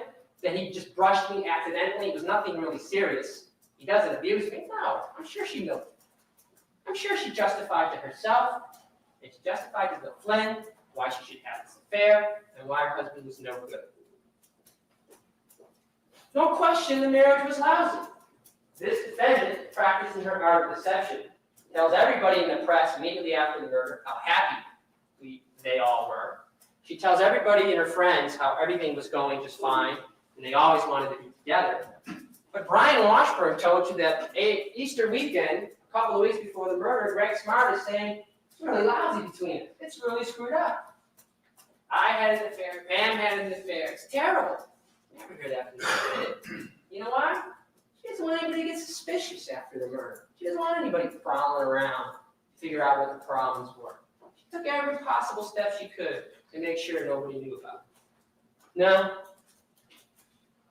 notice how contradictory that was to every statement she gave to the friends, she gave to the police, and she gave to the press. Let's talk about why not get a divorce. Seems pretty simple, right? She testified on examination. All I would lose is maybe the furniture would split up and Haley might be an argument and possibly $4,000 to $6,000 in our checking account or savings account would have to be split up. But there's no real problem here with getting divorced. It's to suggest to you, why would you do this? It's not money, ladies and gentlemen. We're not suggesting that you should kill Gregg Smart for the insurance money. We're not suggesting you should kill him for the furniture. Now think about what a divorce would have done to this woman, who I submit to you is very, very concerned with her image and very, very concerned with her professional reputation. She'll hear it comes out of the paper. If she got a divorce, the affair is going to come out. It's going to ruin her reputation professionally. She's going to lose her job. You don't think that's going to be a big stain on this 22-year-old? That she had an affair with a 15-year-old boy little after her turned 16? You don't think that's going to trouble her career down the line? You think she wants all her family and friends to know about it? That's just one of the reasons. She told Bill Flynn, Gregg would probably never leave me alone. Why deal with that messy situation? For her, it was easier to do the murder. She had a willing participant. Now, you hear about the progression of how this murder takes place with Bill Flynn. Bill Flynn doesn't come into this courtroom and just tell you, well, we had sex, we liked each other, and the next day we decided to kill him. That's not what he tells you. What he tells you, it first starts out that she doesn't know whether to get a divorce, or she doesn't know whether to kill him. From there it goes to, well, the only really alternative I have is maybe to kill him. And when does it come that she finally says this to him, and he really thinks that maybe there's something to it? Being driven home after one of those evening trips during 9.5 weeks. And afterwards, she breaks down and she cries and says, look, this can't go on. This can't continue. We got to do something about this. And Bill Flynn, by that time, her hook is so deep into that kid's psyche, so deep into that kid's hormones, and he's going to be a willing participant. He's going to do it. Now, he tells you about how it goes from there. The next day they have this great plan, it's all worked out, they're going to do it. No, he says, first, she told me to try and find somebody to do it. He's a 16-year-old kid from Seabrook. He doesn't know anybody who's going to commit a murder. He doesn't know anybody, and he tells her that. I can't find anybody to do that. Eventually he approaches Pete and JR first, and they tell you he's nuts. And he tells you that they told him he was nuts. Eventually, before that, he approached Raymond Fowler to get Raymond Fowler to help. And he tells you about everything he was doing every step of the way to get this accomplished. What's the point of telling this all to you? The point of telling this all to you is that it has the ring of truth to it. It's not somebody who's just sort of saying, found love, we decided to kill her husband. So, what does he tell you? He tells you about 3 attempts, ladies and gentlemen. He tells you the first attempt, I didn't even try anything. She said she was going to be at a meeting. I just went home. I didn't have a car. I didn't have a gun. Called her out and I said, look, man, I can't do this. I don't have a gun. I don't have a car. What does he say happens?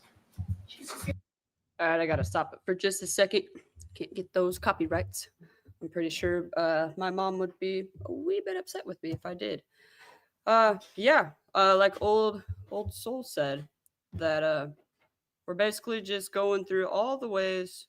Where was it? Because that was a pretty funny one. Was the prosecutor in our chat? How many different ways can you call Pam a hoe? It's pretty funny. And like my sister-in-law said the other day, or I think yesterday, called her a garden tool. But I mean, he's doing a pretty good job.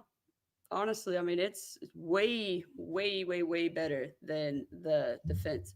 They can still see you no matter how many times you try to duck. They can still see you. All right, guys, let's keep going. Period. She yelled at him. She says, it's over between us. Just a little bit turn of that hook into his side. He's destroyed. He does think it's over. Okay? What does she say the next day? She comes along and says, don't worry about it. There's another meeting. And you can do it then.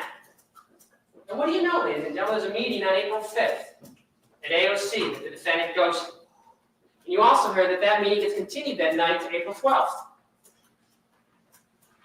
And Bill Flynn tells you about another attempt where Pam Smart's at a meeting. He tells you about this attempt, how he gets Raymond Fowler, borrows her car, and goes up there to commit the murder.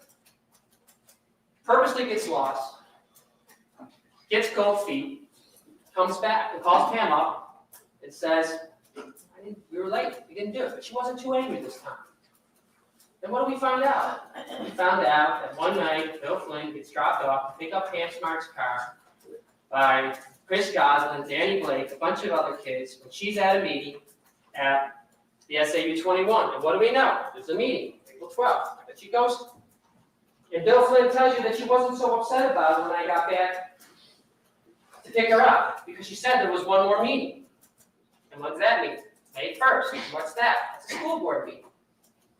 And I also point out to you, ladies and gentlemen, that in each of those days, when Pam Smart tells Bill Flynn that he could commit this murder, you should check Gregg's day plan. Just so happens that on April 5th, I'm sorry, I may have said May, but I meant April 5th, he has appointments at night. Again, on April 12th, he's got appointments at night. And again, May 1st, he's got appointments at night. What did Bill Flynn tell you? Pam Smart would tell him where Gregg was going to be and when Gregg was going to come home. He told you that Pam Smart was going to make sure she had an alibi by going to a meeting. What do all these three situations show? The exact same thing. Gregg Smart was not going to be home. He was going to be at appointments. Pam Smart was going to be having her alibi at meetings. Now, we talked about Dr. Cadner and what these meetings were for. The defendant clearly had a legitimate interest in going if she wanted to for her salary, and for the meeting course, things of that nature. But Dr. Cadner told her she didn't have to go. Very rubber stamped the AOC committee, the purpose for her being there. In fact, I submit to you, the defendant thought it was getting a little suspicious that she was going to these meetings, and that's why on April, May 1st, she caused a little bit of stink about the shelving space. After she totally agreed with the plan, she told Fred Engelbach it was all set. She creates a little bit of a stink in order to show a purpose of why she has to go, almost to the point of threatening her job. Dr. Cadner said, "Will you go tonight? You do what you got to do. Tomorrow, I'll do what I got."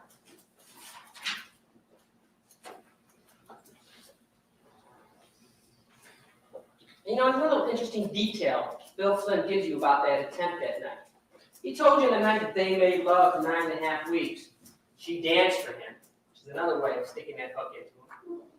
Van Halen was on the tape. They played Van Halen the song Black and Blue. And he told you when he got in her car that night and turned the key on, there was already a tape in the cassette holder, and it was Van Halen, Black and Blue. You think that was just a coincidence? No. You think Bill Flynn has the creativity to even make up that kind of detail so he can give it to you, so he can sound more credible through his tears? Is that what he thought Bill Flynn was doing? I submit to you based on what you saw, no way.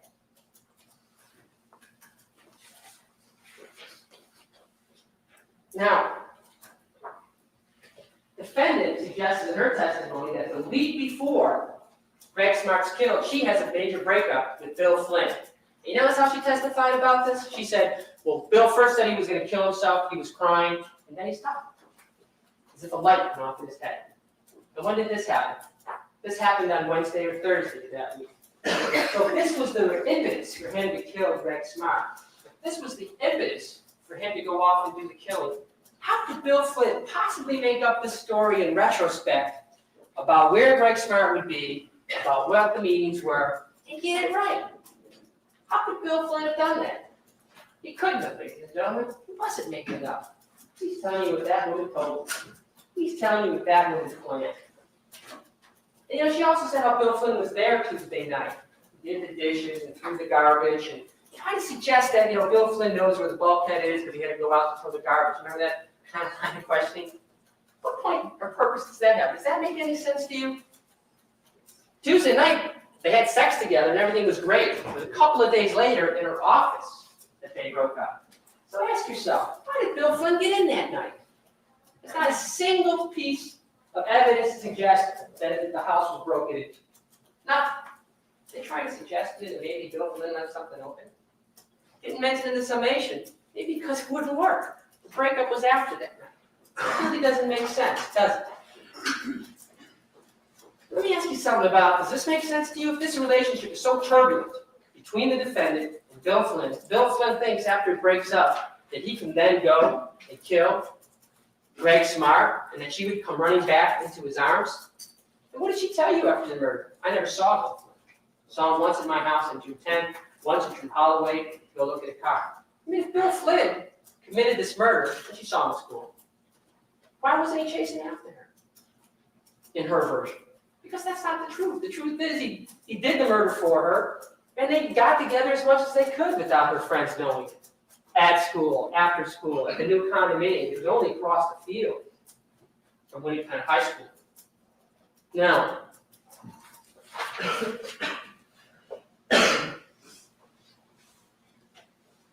how did JR and Pete first get involved? We told you, first we told him he was nuts. We told you the process how I went so we get a stereo equipment, and that sent the bug off from JR. No question. JR's a thief when it comes to stereo. No question, Pete Randall is a cold, calculated murderer. Again, I put him on stand if you like. I put him on stand for you to tell him, for him to tell you what happened. You know, I submit to you, this crime could not have happened without Pete Randall. Bill Flynn needed a Pete Randall to pull this off. And that's what the function and the chemistry that Pete Randall provided. But how did they get involved? They were slowly enticed. After talking about taking stereo equipment, Bill tells you that he offers $1,000 without conferring with Pam. And then Pam says, no, $500. That's too much. They're gonna get suspicious if that much of the money is missing. So he goes back and he tells that to JR and Pete. I want you to remember those amounts, $500 and $1,000, because it's gonna come up before later on when we talk about the testimony of Rolf Welch. So, defense counsel tells you that this is a total fabrication made up by Bill Flynn, Pete Randall, and JR. When they're incarcerated at ABC, when they're incarcerated in Brentwood, is that what he's trying to get you to think about and what he wants you to believe? Okay, ladies and gentlemen, if they wanted to, they could have made up an entire story. They had all sorts of time to sit around at ABC and talk about what happened. They had all sorts of time to come up with a great fabrication. If they were going to do that, ladies and gentlemen, why did they do a much better job? Let's talk about what Pete tells you. Pete says, the only time I ever spoke to Pam Smart was I was in the car on the way down the Havel. And the reason I spoke to her at that time was because I wanted to go over the plans. I wanted to make sure everything was set up right. I wanted to make sure this was going to be pulled off the way it was supposed to be pulled off. Now, Pete Randall and Bill Flynn and JR wanted to make up a good story. Why didn't Pete Randall tell you about all sorts of conversations he had with the defendant? Why did they say that the defendants come over to JR's house a couple of times and sat around at JR's bedroom and made up stuff? Why didn't he tell you that he stopped by the media center once or twice and she gave him information or talked directly to him about payment? Pete Randall doesn't tell you those things. Pete Randall doesn't tell you anything but what he knows to have happened. And you know why? He doesn't like the defendant. He tells you that too. He doesn't hide his motivation here to make himself look better. It'd be easy for him to sit up here and say, I killed Gregg Smart because I felt sorry for the defendant. She told me he was an SOB, told me he was abusing her, had to get rid of him. He didn't tell you that. I did it for Bill. I want Bill to get caught. He was nuts. He was going to do it for this woman. I was going along. Was it part of the thrill for Pete Randall? I think that's a fair conclusion. I think Pete Randall had some kicks out of this. And I hope he spends the next 28 years to life thinking about it. Because that's where he's going to be. I'm not asking you to feel sorry for him. I'm not asking you to accept him, except to listen to him. That's all I'm asking you to do. Same with JR. JR can tell you all sorts of stuff. He tells you about, look, the only time I really talked to Pam about it was once in her office on the speakerphone when she was arguing with Gregg, and afterwards she said, I gotta have it done. He also tells you about another time in his locker when Pam comes up and says, I left the ball can open and the door open. But what does he tell you? I'm at the media center all the time. He could have told you all sorts of stuff about Pam Smart. He could have made up all sorts of stuff. But do they tell you that? No. What do they both tell you? They both tell you that initially all the information was coming from Bill. I submit to you, ladies and gentlemen, that makes sense. Because that was the nature of the conspiracy as it started. This defendant and Bill Flynn were the conspiracy. And Bill Flynn was a satellite out there trying to bring in the other people. They didn't have to tell you that. They could have said all their conversations came directly from Pam Smart. But they don't. And the reason they don't is because they're not fabricating. They're testing. They're not making it up. If they wanted to make it up, why not correct all these little inconsistencies? Why not correct the business about the bullets? Pete Randall thinks it's that day. Bill Flynn thinks it's the day before or so. JR thinks it's a month. Well, they've been sitting together in their cells for, how many months now? How easy would it be to say, hey, let's get that vote thing together before we go talk to the AG's office? They don't do that. They're not afraid to tell you that they have different recollections. And Bill Flynn it doesn't show up in the defendant's bank account, the $30 that Bill Flynn believes she got that day. I don't know what she did at the bank that day. I don't know if Bill Flynn's got it right. That's not the issue in this case. Not every I is going to be dotted, not every T is going to be crossed. If they wanted to fabricate the story, they would have taken care of that bullets. Same thing with the ring. The most important thing you should know about the ring is what Pete Randall says. He talked to me about his wedding ring, it flipped me out, I wasn't gonna take his wedding ring off. But what did Dr. Fawson tell you? So, single gold band wedding ring on the defendant's left hand. How did this other ring get off? I don't know, ladies and gentlemen. Did Gregg Smart in his panic when Pete Randall asked for his change start taking off his other jewelry, taking out his wallet? Did they take off the ring? You don't remember it? Do you think they were taking notes about what was happening minute after minute? No. They're scared out of their minds. Killers? Yes. Perfect recorders of everything that was happening in that moment? No. But if they were liars, and their whole point was to come in here and lie, you can't dispute that ring. You can't dispute that wallet. How easy would it have been for Pete and Bill to say, hey, you took off the ring, I got the wallet. What do you say, okay? Yeah, sounds good. Simple. Really simple. Not done. Let's talk about insurance. And I think this is probably one of the most significant things we could talk about. I really want you to focus on this for a second. And I think Mr. Toomey will agree with me when he said, Pete Randall said 174,000. Pete Randall actually said 140,000, right? That's good, though, it was incorrect, it was $140,000. Okay, now, there's no question there's two policies here, $50,000, $90,000. Pete Randall told you what he knew. He said, I knew there was $140,000 insurance. Did he tell you when he knew that? No, he didn't say whether he knew that before the murder or whether he knew it after the murder. JR said, I knew it was before the murder. No question about it, JR's wrong. Is JR getting his dates mixed up? Maybe. Is JR lying? Maybe. Is he embellishing? Maybe. I don't know. What's really significant here in this case about the insurance money is what Bill Flynn tells you. Bill Flynn says, I specifically remember that after the murder, the defendant came up to me and said, there's more money than I thought. Bill Flynn said, I thought she had a policy for $90,000 and another one for $50,000. I wasn't sure which one she knew about. Objection doesn't perform the evidence. You remember? He said, I remember 90,000 ringing a bell, and I knew eventually it was 140,000.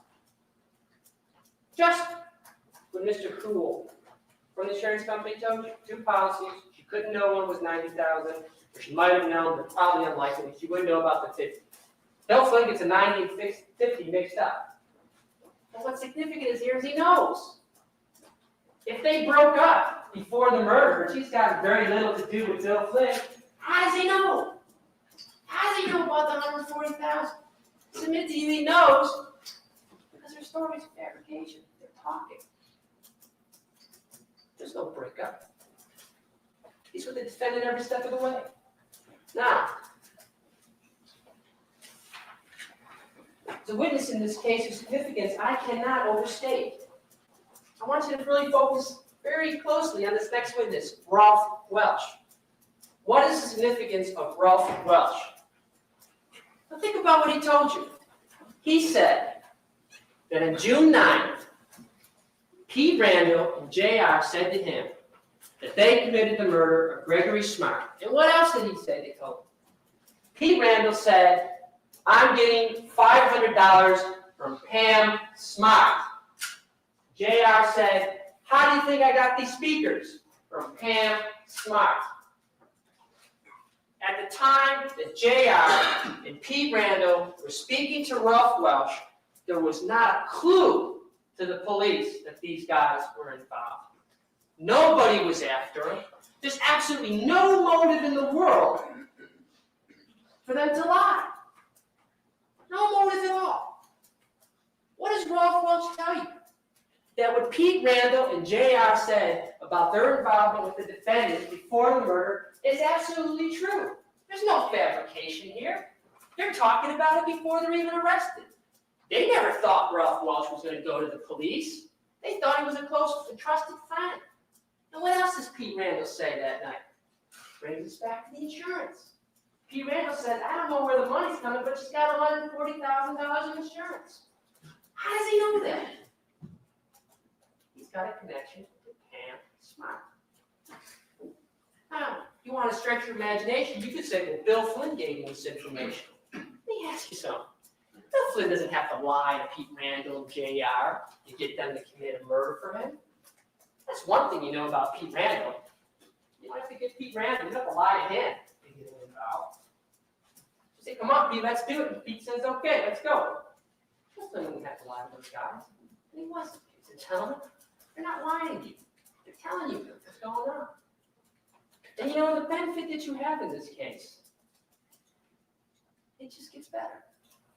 I mean, based on that testimony alone, I submit to you, you have all you need to convict this woman of conspiracy to commit murder, to convict this woman of accomplice to first-degree murder. But you got more.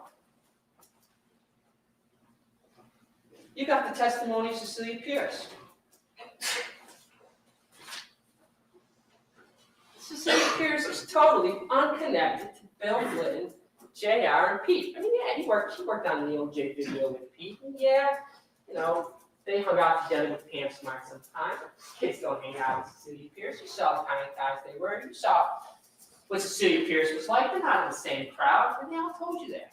You don't have one piece of evidence in front of you to suggest that Cecilia Pierce was in any kind of cahoots with Bill Flynn, JR, and Pete Randall.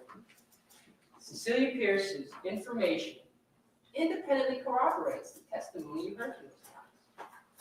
And when you think about Cecilia Pierce, let's talk a little bit about who she is.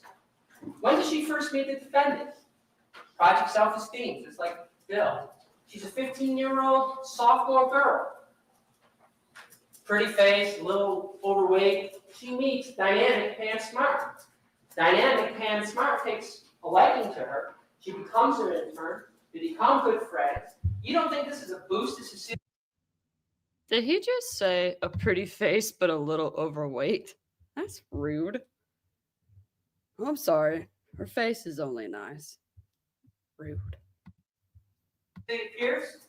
You don't think Cecilia Pierce is kind of riding cloud nine with her relationship with Pam Smart? You betcha she is. You betcha it's a thrill for her. She's also privy to her secrets. Who in the world gets the right to know about the affair between Bill Flynn and Pam Smart? Cecilia Pierce. Nobody else. Cecilia Pierce was very, very special. And what does she tell you? She tells you the same thing Bill does. Started having an affair gradually. They liked each other from a distance, that they got together, they started having sex. She was there sometime. She also told you that of the progression of how the planning went. First it was talking about divorce and murder, didn't know what to do. Eventually, it became a decision that they would kill. She knew that it was supposed to look like a burglary, that they were supposed to wear dark clothes, they were supposed to wear gloves, that they were supposed to park at the plaza, that the defendant would leave the door open. Gives you all that information. Start thinking about it. Why is Cecilia Pierce giving you this information? If Cecilia Pierce was lying about this stuff and didn't really know it, where's she getting it from? She getting it from Bill Flynn? Now she's getting it from Bill Flynn. What do you think? You think Cecilia Pierce is going to say, oh, okay, Bill, you want to kill Pam's husband? That's not telling. She's been really good to me. She's been a good friend to me. I really like her. She's done a lot for me. But yeah, let's go stick it to Gregg. Ridiculous, right? Right. That's not what's happening in this case. She's there. She's privy. She knows what's going on. What else does she tell you about? She tells you she knows about the prior attack. I don't know why it didn't pop up on the screen, but Ash goes, what a D-head. But yeah, John, I thought that's what he said was pretty face, but a little overweight. And Lavi goes, damn brutal. Hello there. We call him Super Son because we call his daughter Super Baby. That is my brother. Brandon, thank you so much for the super chat that goes towards our mama's computer, even though he says this shall be used to buy my morning energy drinks tomorrow. That is all. Not Brandon, thank you so much for coming in here and giving some super chats. We are 6 out of 15 for our goal. So we're getting there. Ash says Mr. Mustache didn't get laid that often. Probably not. If you're sitting here shaming others, yeah, he probably didn't. But all right, guys, we'll continue to keep going. She tells you that the defendant told her that she left the keys for Bill Flynn to go up there and commit the murder one day. That Gregg Smart was already home, that they couldn't do the crime, that Raymond Fowler was with Bill, that the defendant was at a meeting. And she also tells you, City Pierce tells you this, that someone came in while the defendant was at that meeting. He had to hide behind the bookcase. And Bill Flynn told you the same thing. And you know, it's one of those things that the defendant took the stand and admitted. Why? He wants to explain why these two witnesses are saying it. It's all part of the calculated robotic response to the testimony you've heard. So ask yourself, why is the City Pierce lying at this vile concoction of testimony is all fabrication? Think about it. Think about it carefully. Why would she kill Pam Smart's husband without telling him? Now, did Cecilia Pierce look for a gun at Papagino's? Absolutely. She doesn't deny it. Ask yourself, why was she looking for a gun? She tells you how it happened. Bill, Flynn, and Pam are in the office. They're talking about a gun. They ask me, I tell them. Why, ladies and gentlemen? Does she at that time want to see Gregg Smart killed? Mr. Toomey's ready to convict her. Kind of surprising coming from a defense attorney. He's ready to convict her in a second. Why does she say, yeah, I know what a gun is. She wants to be on. She wants to be part of it. Dumb? Yes. Did she call up Bill Flynn and tell him to come look for the gun? Yes. Why did she do that? She wants to please Pam. She doesn't do anything else in this case. She's not going to be arrested in this case. You think she's lying because she's got some sort of fear? Why would she lie about Pam? Why not just come in and say, yes, I looked for a gun. Please don't arrest me. I'll tell you everything I know about Bill Flynn and kills Pam Smart's husband. That's what she could do. She doesn't have to bring in Pam, maybe the first person in a long time who gave her some self-esteem, someone who she thought was a dear friend. She wouldn't bring in Pam. Doesn't make any sense. And the reason is, it's not fabrication. It's the truth. And it's corroborated by Pete, by JR, by Bill, by Ralph Welch, and Cecilia Pierce.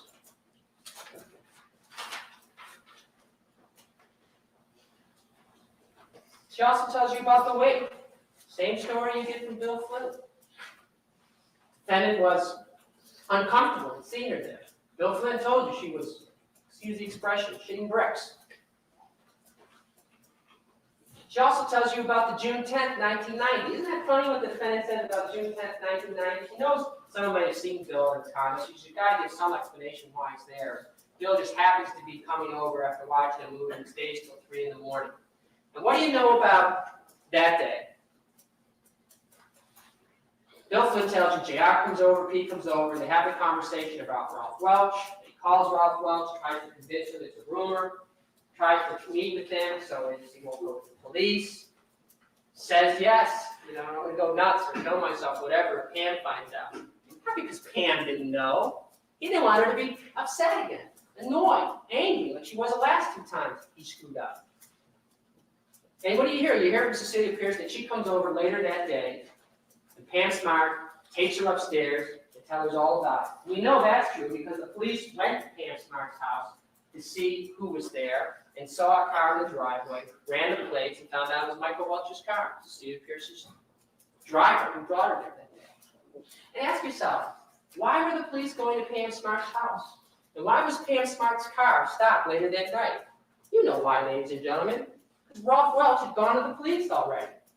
And Ralph Welch told the police what JR and Pete told him, that they were going to get $500 for Pamela Smart. That's how he got the speaker. The police thought she was in town, went to her house, stopped her car. They were looking for the boys. They didn't find them. It all kind of makes sense. Now, think about it. Boys arrested June 11th. Yeah, I think that's the day, June 11th, Monday. Cecilia Pierce goes to the police on June 14th, June 15th, spills her guts out. After that, the police ask her to wear a wire, and she starts going to talk to Pamela Smart. If Cecilia Pierce was part of this fabrication that the defense would like me to believe exists in this case, where did she get the information? From June 11th to June 14th, I think one thing is quite clear. Everything was a panic in this woman's life. It was a panic in Cecilia Pierce's life. She got called down to the precinct on June 11th. very worried about being arrested. You heard rumors on the street. She came back to the police June 14th. When did she get together with Bill Flynn, Pete Randall, and J.R. Latimer to cook up this brew? No chance. You didn't hear one piece of evidence of Cecilia Pierce getting together with those guys to discuss the murder. It didn't happen. Cecilia Pierce is just telling you what she knows from her observation. And she doesn't get everything right. She doesn't get it like the boys got it. She remembers some things different. And that's what she's testing about. Her memory, not the memory. Not some concocted story. This is the benefit you have in this case. This what makes your deliberation process so much easier. You don't just have to rely on those boys, but you got Ralph Welch. If you don't like Ralph Welch, you got Cecilia Pierce. So you got more to assure you that there's no reason to doubt in this case. But ladies and gentlemen, it just gets better. One person in the defense did not comment on their summation. Is Cindy Butt. Think about Cindy Butt, our last witness, a very short witness, but whose significance, again, cannot be overstated. Anybody in your jury room talks to you about, what about fabrication? Oh yeah, somebody throw out the name, Cindy Butt. Why is that name so important? What does she tell you? She tells you that a month or weeks before Gregg Smart is killed, I'm having a conversation with Cecilia Pierce. I'm not sure, but I think we're talking about my divorce. And what does Cecilia Pierce say to her at that time?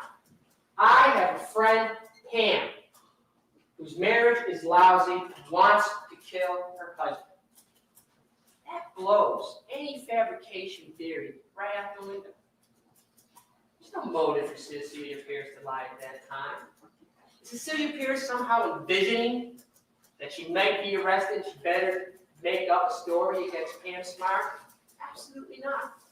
Cindy Butt unequivocally demonstrates that Cecilia Pierce is telling the truth. You know why?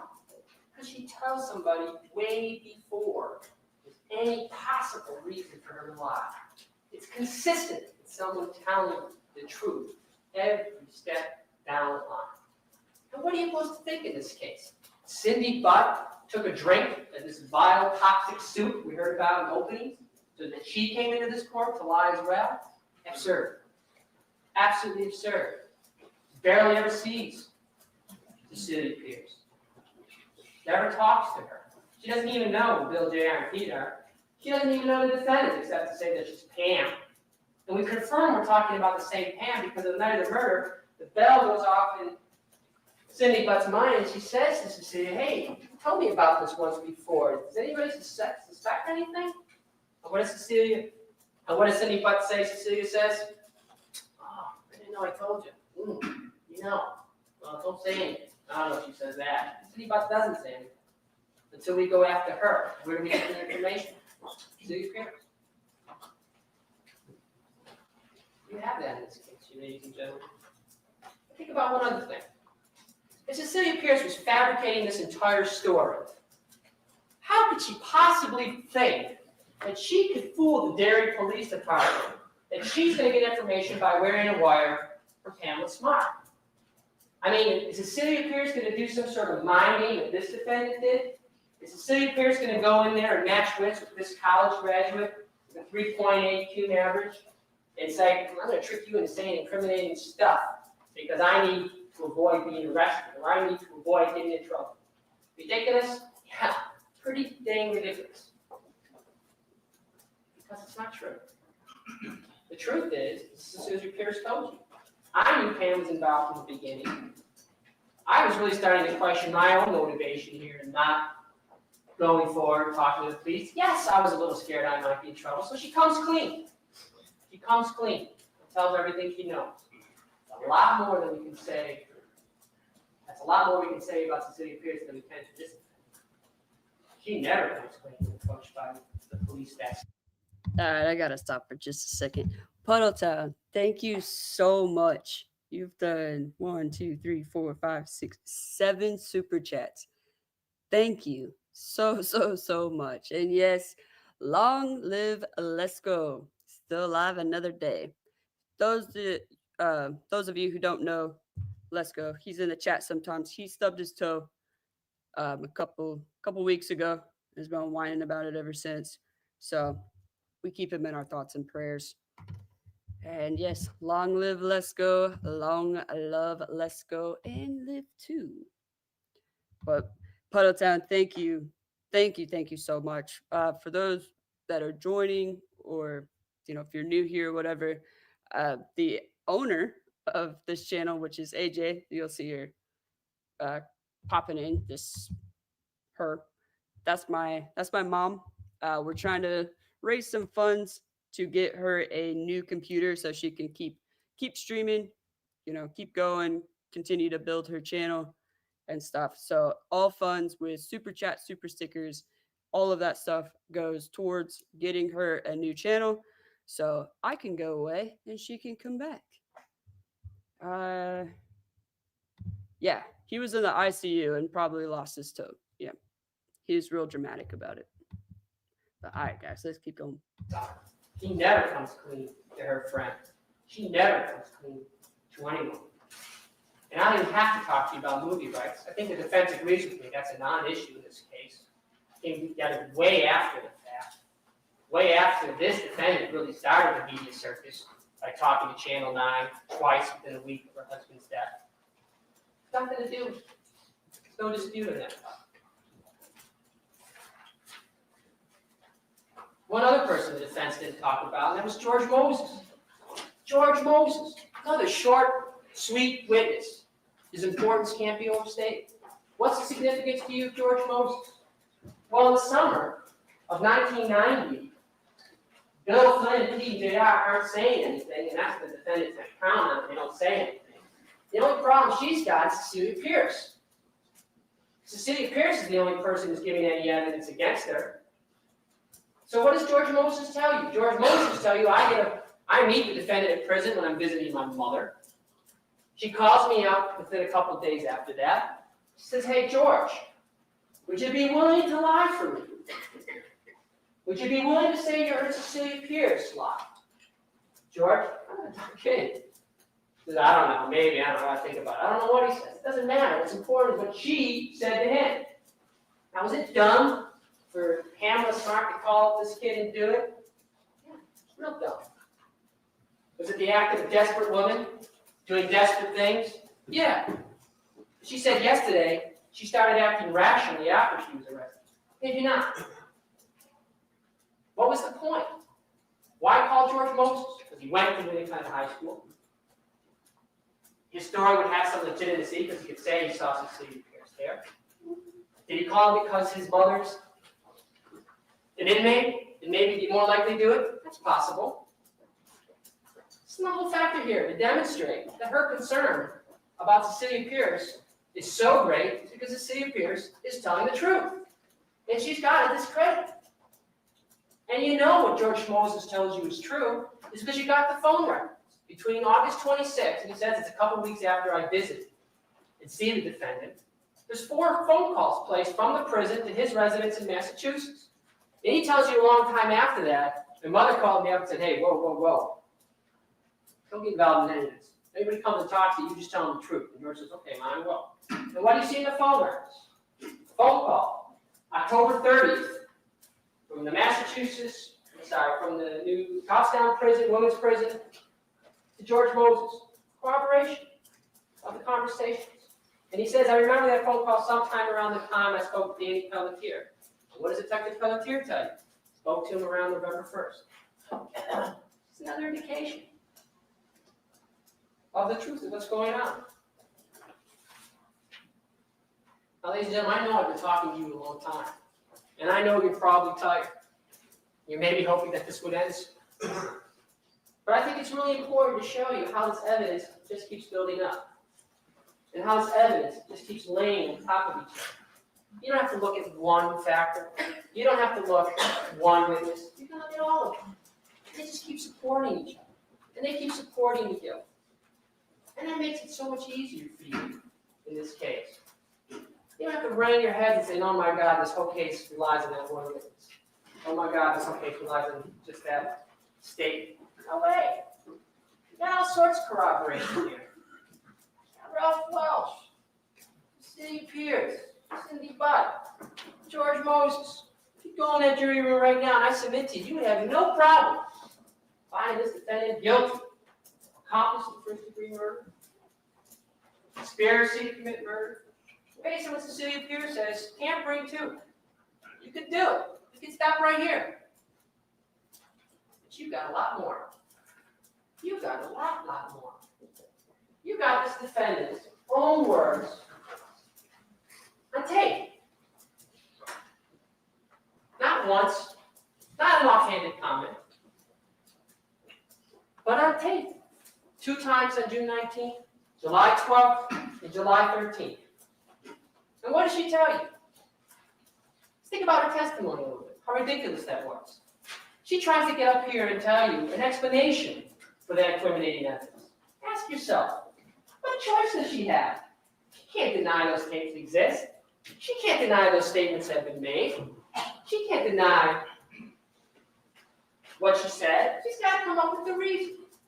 And what does she tell you? Well, first, I was trying to get information from Cecilia Pierce so that I could do my own investigation. And when she's got the information, and it's something that she should go to the police with, she has a justification for not going forward. Because, well, before I went to the police, I really wanted to talk to Bill. And when that excuse doesn't really make sense any longer, her next excuse is, well, I just didn't want the affair to come out. And then she switches back to, well, I was trying to get information.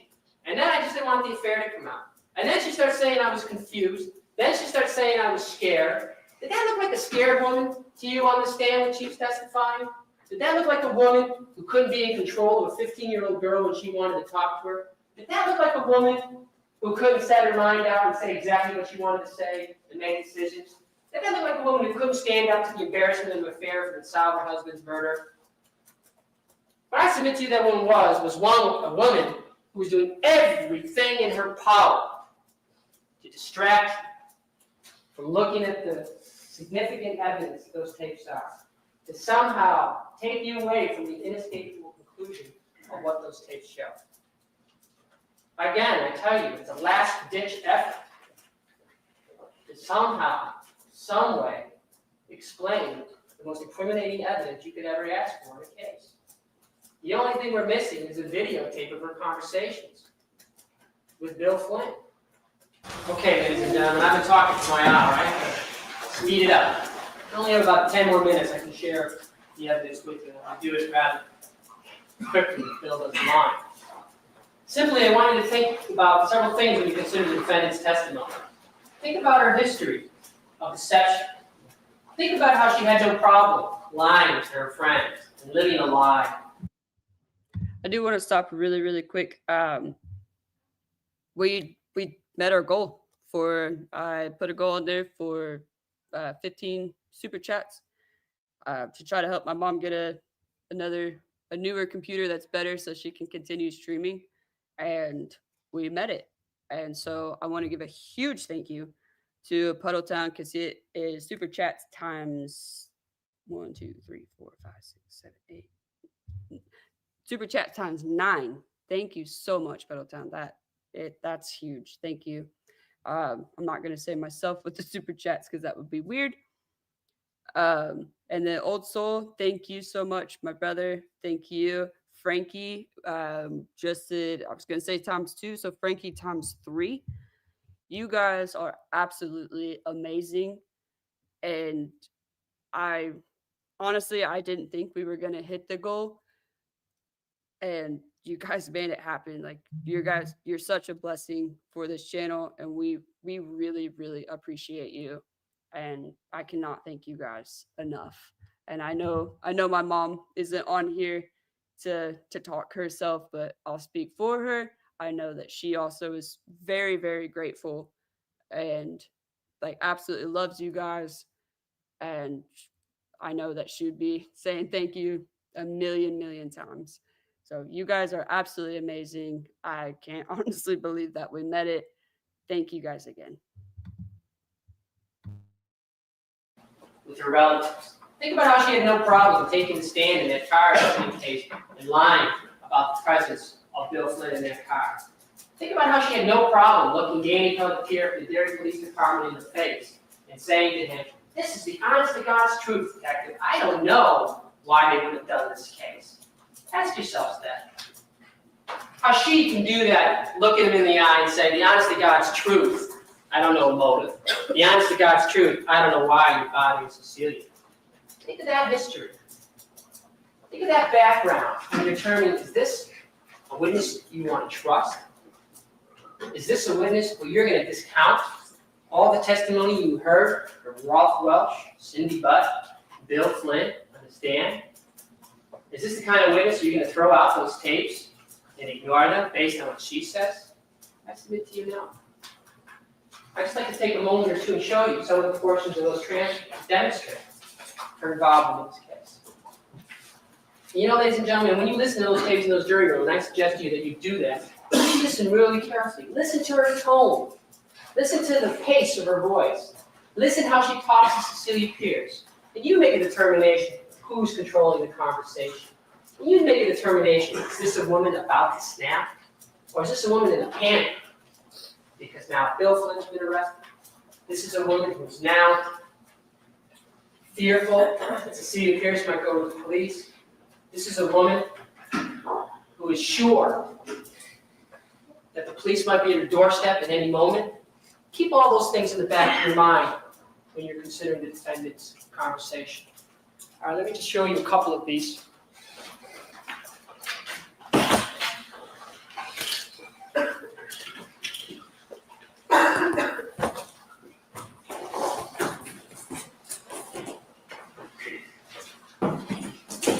July 12th, 1990. What does Pam Smart tell you?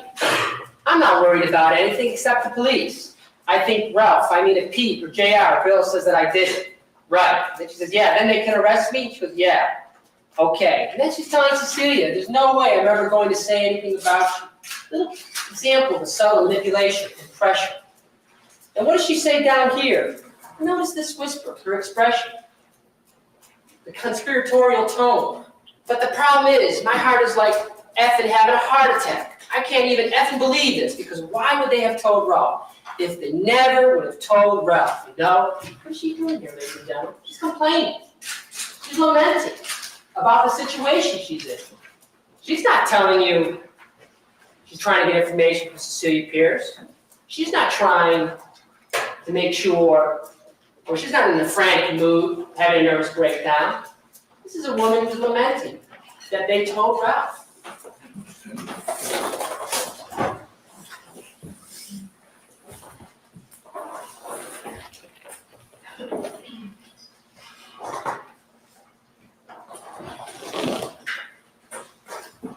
Another one, July 12th. Just quick. I don't have time to go over all these, ladies and gentlemen. You can listen to the tapes. I'm just going to make a few highlights. Did you see what had happened? Wouldn't you rather have just divorced Gregg? Well, I didn't know, you know. Nothing was going wrong until after they told Ralph. Continuation of the same lament. Continuation of the same problem. I mean, she doesn't say, well, you know, I don't know, they killed my husband, I really didn't have anything to do with it. This isn't just telling Cecilia Pierce that she knew about it. She's saying that her plan was not going wrong until they told Ralph. And that's true. Until they told Ralph, nothing was going wrong. And what does she say? It's their stupid ass faults. Sigh that they told Ralph, you know? She's even blaming them. She gets him involved, and she's blaming him.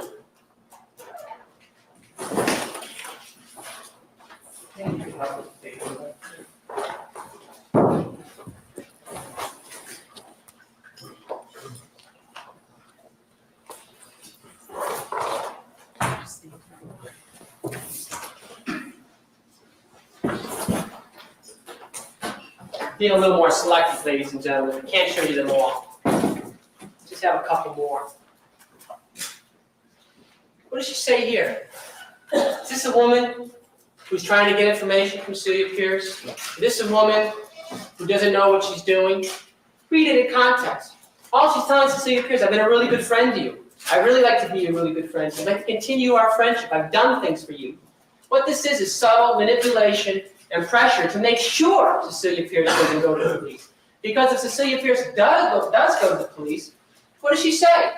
When I think I've been a good friend to you, and that's the thing, even if you send me to the effing slammer or you don't, and if anybody sends me, it's gonna be you. And that's the big thing. And that's what it comes down to. That's what Pam Smart is worried about when talking to Cecilia Pierce. Not that the affair is gonna come out. She's worried about going to jail for the rest of her life. She's worried about the police knowing what Cecilia Pierce knows. And right from there, what does she get right back to? The manipulation, the tampering. What good is it going to do you if you send me to the effing slammer? Don't think it's the end of your problems. The newspapers are going to be all over you. All your friends are going to be, what the F? You know, you're going to be on the witness stand a million times, you know?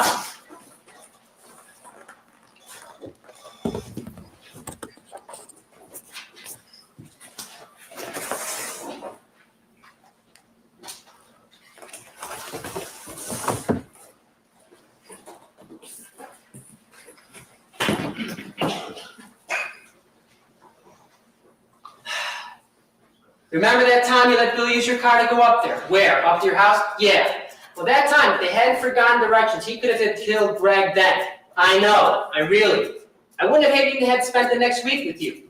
I know, but it's history now. Because, you know, we can't talk about SHIT that should have happened. What's it tell you, ladies and gentlemen? She's not just saying to Cecilia Pierce, I knew about the murder beforehand. They're corroborating what Bill Flynn tells you, that there was a prior plan, that they all knew about it. She's admitting it right here. This isn't some woman who's just throwing out comments. And what does she say down like here? Hopefully my phone wasn't tapped when you said that, because I could have SHIT when you said that. And what does she say? I'll just say that you meant like, why if you couldn't understand, why would it have killed Gregg? Why is she saying that to Cecilia Pierce? Why? Sharon, I think he's gonna tie this back around, because at first, like, these past few minutes, I was like, what are you doing, bud? But I think he's gonna kind of tie this back around. But like Frank just said in the chat, he's doing a lot better than the defense did. The defense did horrible. When he's sitting here spelling letters out, it's a SHIT, attorney man. It's called shit. That's how you say that. But good for him for being respectful to the court and bleeping himself out. Hey, Bri Bear. Thank you so much. Y'all better get a dose of it now, because next week it will most likely not be me. That AJ will be allowed to come out of the pit next week. Won't have to get yelled at to put the lotion on the skin or get the hose again. You know, all that fun stuff that she's had to deal with this week. So yeah, Sharon, I agree with you on what has been said within the past couple minutes, but I'm hoping he ties this back around. I could have killed Gregg. She told you time and time again yesterday that what she was doing was just saying that she knew about it and was doing nothing more. What she's doing here, ladies and gentlemen, is starting to make up her defense when they get caught.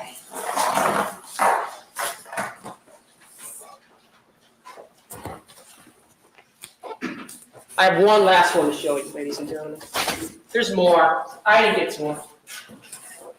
Doesn't matter. You take your time in the jury room. You listen to the tapes. You have all the time in the world. This board really encapsulates pretty much everything you need to know. What does Cecilia Pierce say? If Raymond hadn't run his friggin' mouth off, this would have been the perfect murder. What does the defendant say? Right. What's perfect about it, ladies and gentlemen? The plan. How do you know that? Cecilia Pierce says because they set everything up. The defendant says, no shit. To look like a burglary, just like you said. Just like that defendant said, and set it up like a burglary. And what does Pam Smart do? She confirms it. No shit. So it's not my fault. I effing Raymond. She did her part. She set it up. She got them in there. She told them how to do it. It's they're the ones that screwed up. So it's not her fault. If Raymond did not run his mouth off, everything was set up perfect. No shit. Do you need any more? You don't need any more, ladies and gentlemen. And you know the most significant thing is on this board? The last thing I'd like to point out to you, talking about JR is probably going to be the first one to roll because he's only driving the car. What does she say about JR? She says, he's going to say you knew about it beforehand, which is the truth. Right. Well, so then I'll have to say, no, I didn't. And then they're going to believe me, or they're going to believe JR, 16 years old in the slam. And then who, me? With a professional reputation and a course that I teach, that's the thing. She said, all right, they are going to believe me. This woman has counted on from day one that if this case ever came to court, she could put herself on the stand with her background, with her intelligence, with her ability to answer questions, and pull one over on you, ladies and gentlemen. And I submit to you, based on the evidence you've heard today, don't let her do it. She'd have to be the most unluckiest person in the world. Have all these kids come in here and testify about what they know, with the corroboration of Ralph Welch, the corroboration of Cindy Butt, the evidence, it just happened to go talk to Cecilia Pierce on a day she chooses to make incriminating statements on the day that she's white. And it's not that she's the unluckiest person in the world, ladies and gentlemen. It's because the evidence shows she's guilty. And I ask you on behalf of the state of New Hampshire that you read back guilty verdicts, accomplice the first-degree murder, conspiracy to commit murder, and witness tampering. Thank you. We will select alternates at the close of this argument. In order to reach a fair and a just verdict in this trial or in any trial, it's important that you understand a definition of the offenses that are charged in this case. It's important that you understand how convinced you must be one way or another in deciding this case. And it's important that you understand what to consider in deciding whether to believe or disbelieve any of the witnesses who testified in this case. Your job is to follow all of the instructions that I give you and not to single out any one or more instructions as having any. All right. Unless you guys want to, which I highly doubt you do. I'm pretty sure he's about to get into jury instructions. If you want to listen to him, we can. But I mean, that's up to you guys. Just let me know in the chat. I know most of you don't want to do that. So if not, then we're gonna go straight to the verdict. Verdict is 4 minutes long. But I'm gonna listen to this just a few minutes longer to make sure that there's nothing else in there because I haven't seen this myself yet. But if it's just jury instructions, we can skip through that and go straight to the verdict, unless you guys want to listen to them. But we'll listen just a wee bit longer to make sure that there's nothing else. Greater weight with you. Treat these instructions all as having the same weight. Your job is to decide this case on the facts as you find those facts to be. To decide this case on the law as I instruct you as to what the law is. And to decide this case without fear, without favor, without bias, and without sympathy toward any party in this case. I have told you before, and I will tell you again, these 3 indictments that have been brought in this case are not evidence. They are, as you know, a procedural device by which an individual is brought in front of you for petty jury trial. So the fact that this defendant is charged with these offenses is not evidence. There is, as you know, and I will review with you in a moment, a presumption of innocence in any criminal trial. The statements by the lawyers are not evidence. They are designed to, first of all, review what is coming with you in their opening statements, and secondly, to argue to you in closing statements, their closing arguments, how they view the case and how they view the evidence and how they hope that you will view the evidence. If your recollection of any of the facts or testimony as presented to you by the lawyers in their closing arguments differs from what the lawyers told you, you take your own recollection of what the evidence and the testimony was in this case. If the lawyer's statements concerning what the law is to be applied to this case differs from what I am telling you now, you take what I tell you to be the law. If I am wrong, there is a way to correct that. During this trial, many objections were made by both sides, and there were many bench conferences by both sides. In objecting, a lawyer is simply doing his or her job in representing his or her client. And in my rulings on those objections, I'm simply doing my job to apply the law as I understand it to those objections. Don't count the number of times that I agreed or disagreed with any one lawyer as some indication of how you might think I feel about this case. In this and in any trial, criminal or civil, the court is completely and absolutely impartial. The job of deciding this case is entirely the responsibility of the jury. I speak the way I speak. If I emphasize, or if you think I emphasize the words guilty or not guilty while I'm speaking to you this afternoon, that is simply the way I talk. I do not intend any emphasis on any words. My vocal tones, my actions are simply the way I speak and the way I am. It is not any indication, if you see any untoward or undue vocal tones, any indication of the way you might think I think about this case. Again, the court is totally and absolutely impartial, and I needn't remind you again that the job deciding this or any case is on the jury, not on the court. In your deliberations, you are not to consider the possibility of punishment. The issue of possible punishment in any criminal trial is not a function of the jury. My mention of this is no indication that you should decide this case a particular way, because I mention this in any criminal trial. The possibility of punishment is beyond the province of the jury. It is purely the province of the court, so you are not even to consider it.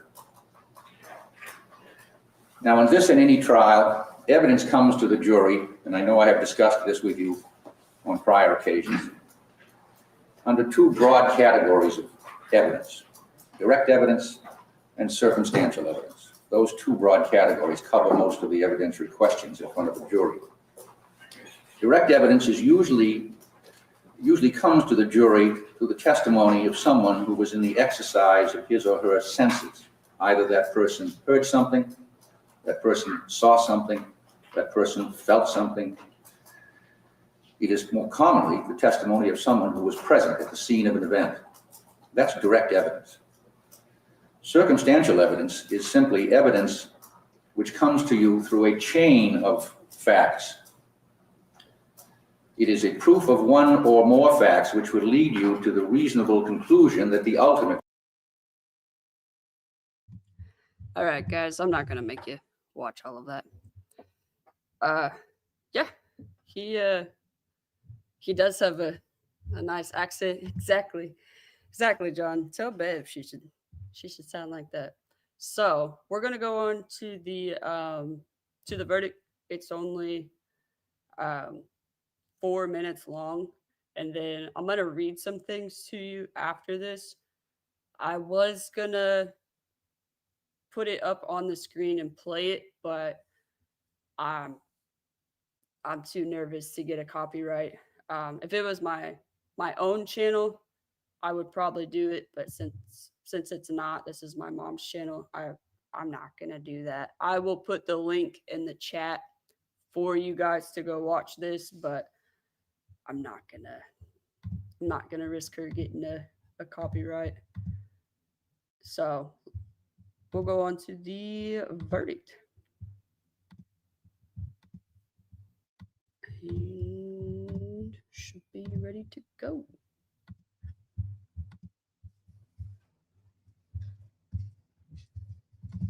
The defendant, please rise and face the jury. Madam Forelady, please stand. Has the jury reached a verdict on each of the three offenses charged? Yes, we have. On case number 9S1370, which charges the defendant with the crime of conspiracy to commit murder, How say you, is the defendant guilty or not guilty of the offense charged? Guilty. So say you all. On case number 90-1371, which charges the defendant with the crime of accomplice to first-degree murder, how say you, is the defendant guilty or not guilty of the offense charged? Guilty. So say you all. And on case number 90-1372, which charges the defendant with the crime of tampering with a witness, how say you, is the defendant guilty or not guilty of the offense charged? Guilty. So say you all.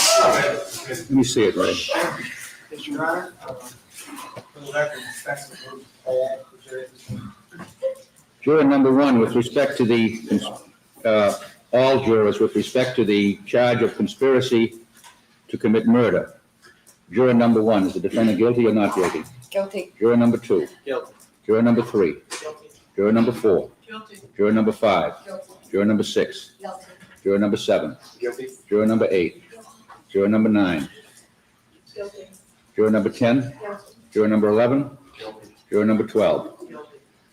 With respect to the charge of accomplice to first-degree murder, juror number one, Guilty. number two, Guilty. number three, Guilty. number four, Guilty. number five, number six, number seven, Guilty. number eight, number nine, number 10, number 11, Guilty. number 12. Number 12, with respect to the charge of tampering with a witness, juror number one, Guilty. number two, Guilty.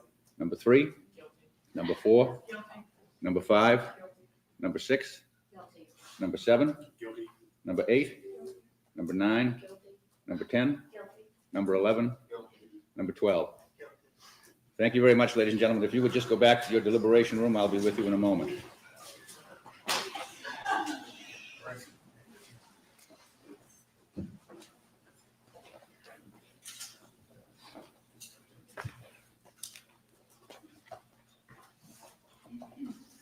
Would the defendant please rise?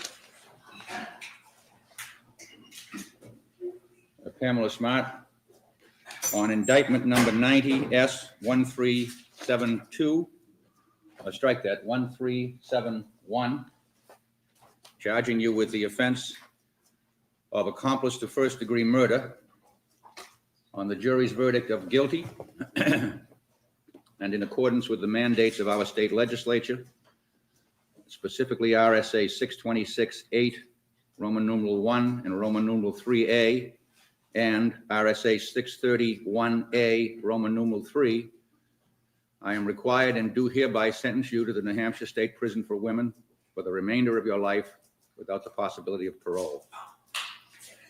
The remaining sentences will be imposed at a later date after the preparation of a formal pre-sentence investigation report.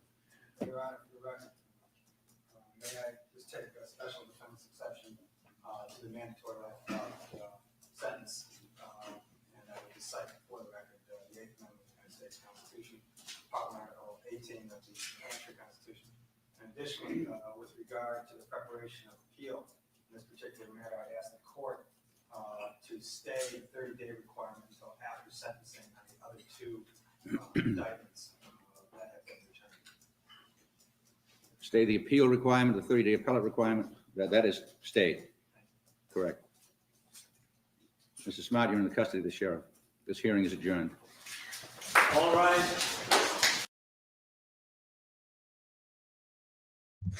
So there we go. They don't play around. They went straight into it. They're like, oh, nope, you're found guilty. Here's your sentence, life in prison without the possibility of parole. So what I was going to share with you guys, but again, I'm too scared of getting a copyright. So this happened in the trial happened in 1991. This entire time, she has tried to say her innocence, has went through her appeals, all of that stuff until 2024. Finally, she admits responsibility for the 1990 unaliving of her husband, Gregg Smart, for the first time in a videotape statement released in June 2024. This admission made to support her efforts to get a sentence reduction. So you're not really admitting guilt, you're just trying to get a sentence reduction. That's great, Pam. Acknowledges her role in the crime rather than a full confession to orchestrating the unaliving itself. She has previously deflected blame, but now recognizes her errors and immature judgment in the case, where she was convicted for conspiracy was convicted with the conspiracy with the teen lover to unalive her husband. So all of these years later, after every single appeal attempt, every single like retrial attempt, all of that, this is her last ditch effort to try to get a sentence reduction.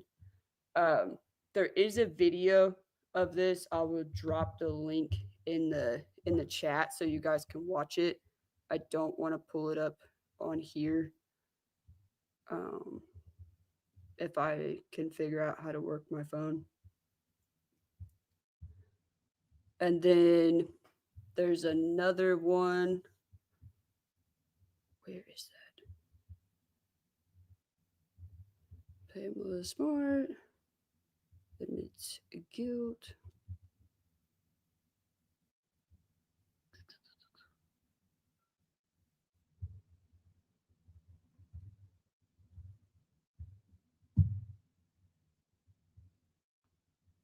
Sorry, guys, I'm trying to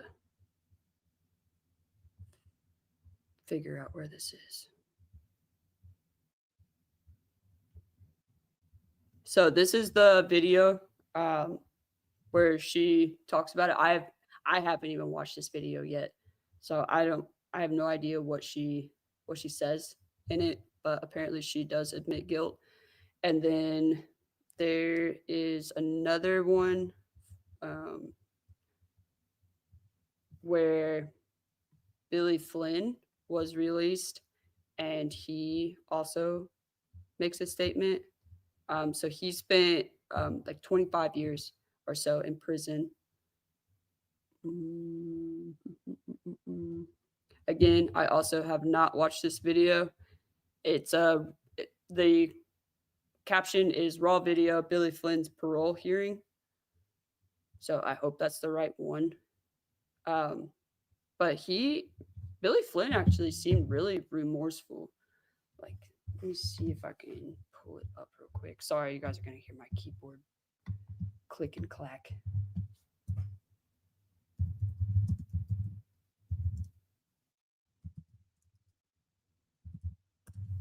And so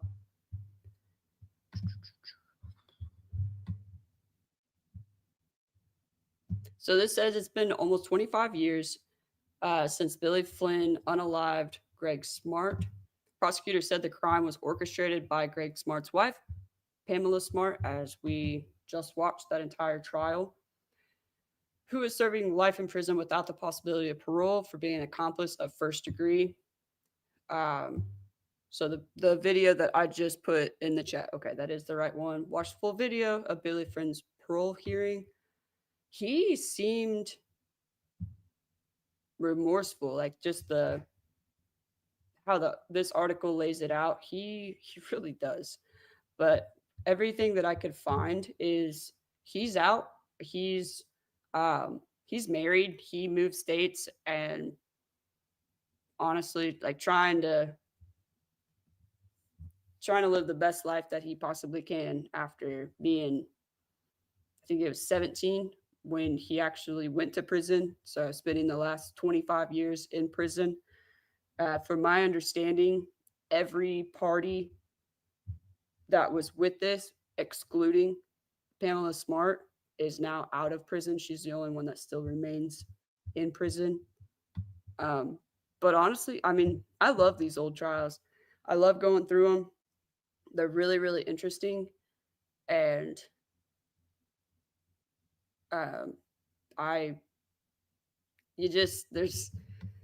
you don't get that in these newer trials sometimes. And you get these real crazy ones. But the United States is a crazy place. That's all I can say. I think everywhere is a crazy place, but the United States is a crazy place. And hold on, just saw.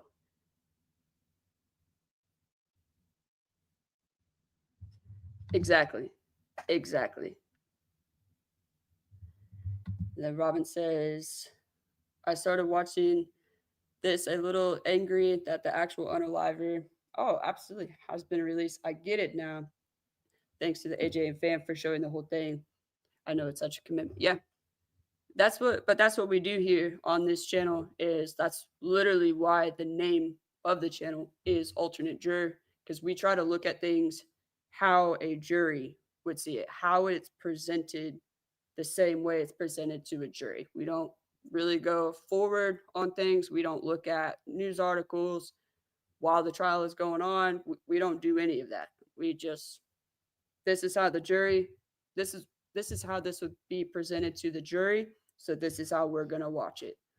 And there's been many, many times where we've watched something and how it was presented, through a defense or a prosecution. Like we've been like, oh yeah, they did it, or oh no, they definitely didn't do it. And then more evidence gets brought in, and it's completely changed our opinion.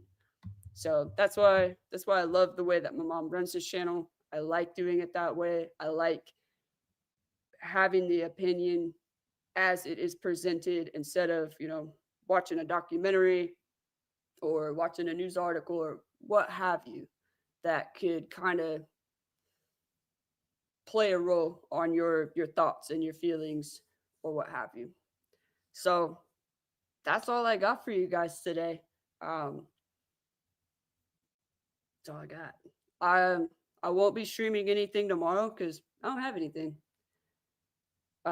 We will be starting fresh on Monday. We'll probably go back to 6 p.m. Eastern time, 5 p.m. Central time, 4 p.m. Mountain time, 10 p.m. the next day, Antarctica time. If you live in Antarctica, I don't think anybody does. But it should be AJ on. It kind of depends on a couple things. If not, then you guys are gonna get me, and we're gonna start this new trial. I can tell you this new trial is very interesting, and you're probably gonna say WTF about 20 times. And it's an older trial, but it's a very, very interesting one. And honestly, I can't wait to watch it with you guys. So other than that, if you guys don't have anything else to do tonight, we will be heading over to Grandma's house in about an hour. Normally I try to butt my time up like right next to hers so we can all just go over there at once. But I'm about an hour ahead today. But over there, we just play trivia. It's really, really fun. It's just like general knowledge trivia. Just be mindful that channel is for kids. So there's a chance that a 6-year-old could be in there and they're also playing trivia. So if you're in the chat, it's not that we don't make, inappropriate comments in the chat. You just have to do it in code as an adult, because we definitely talk some shit over there to each other and it's a blast. But other than that, you guys have a great rest of your night. Have a great weekend, and I will see you all on Monday. Bye, guys. Guilty as the jury calls, echoes rising through the halls. Listen, Pamela Smart, history calls, another name upon the wall. Stories fade, but lessons stay. Truth and consequence on display. A darker path that led astray. Like and subscribe before you go. Grateful you join me for the show. Like and subscribe before you go. Grateful you join me for the show.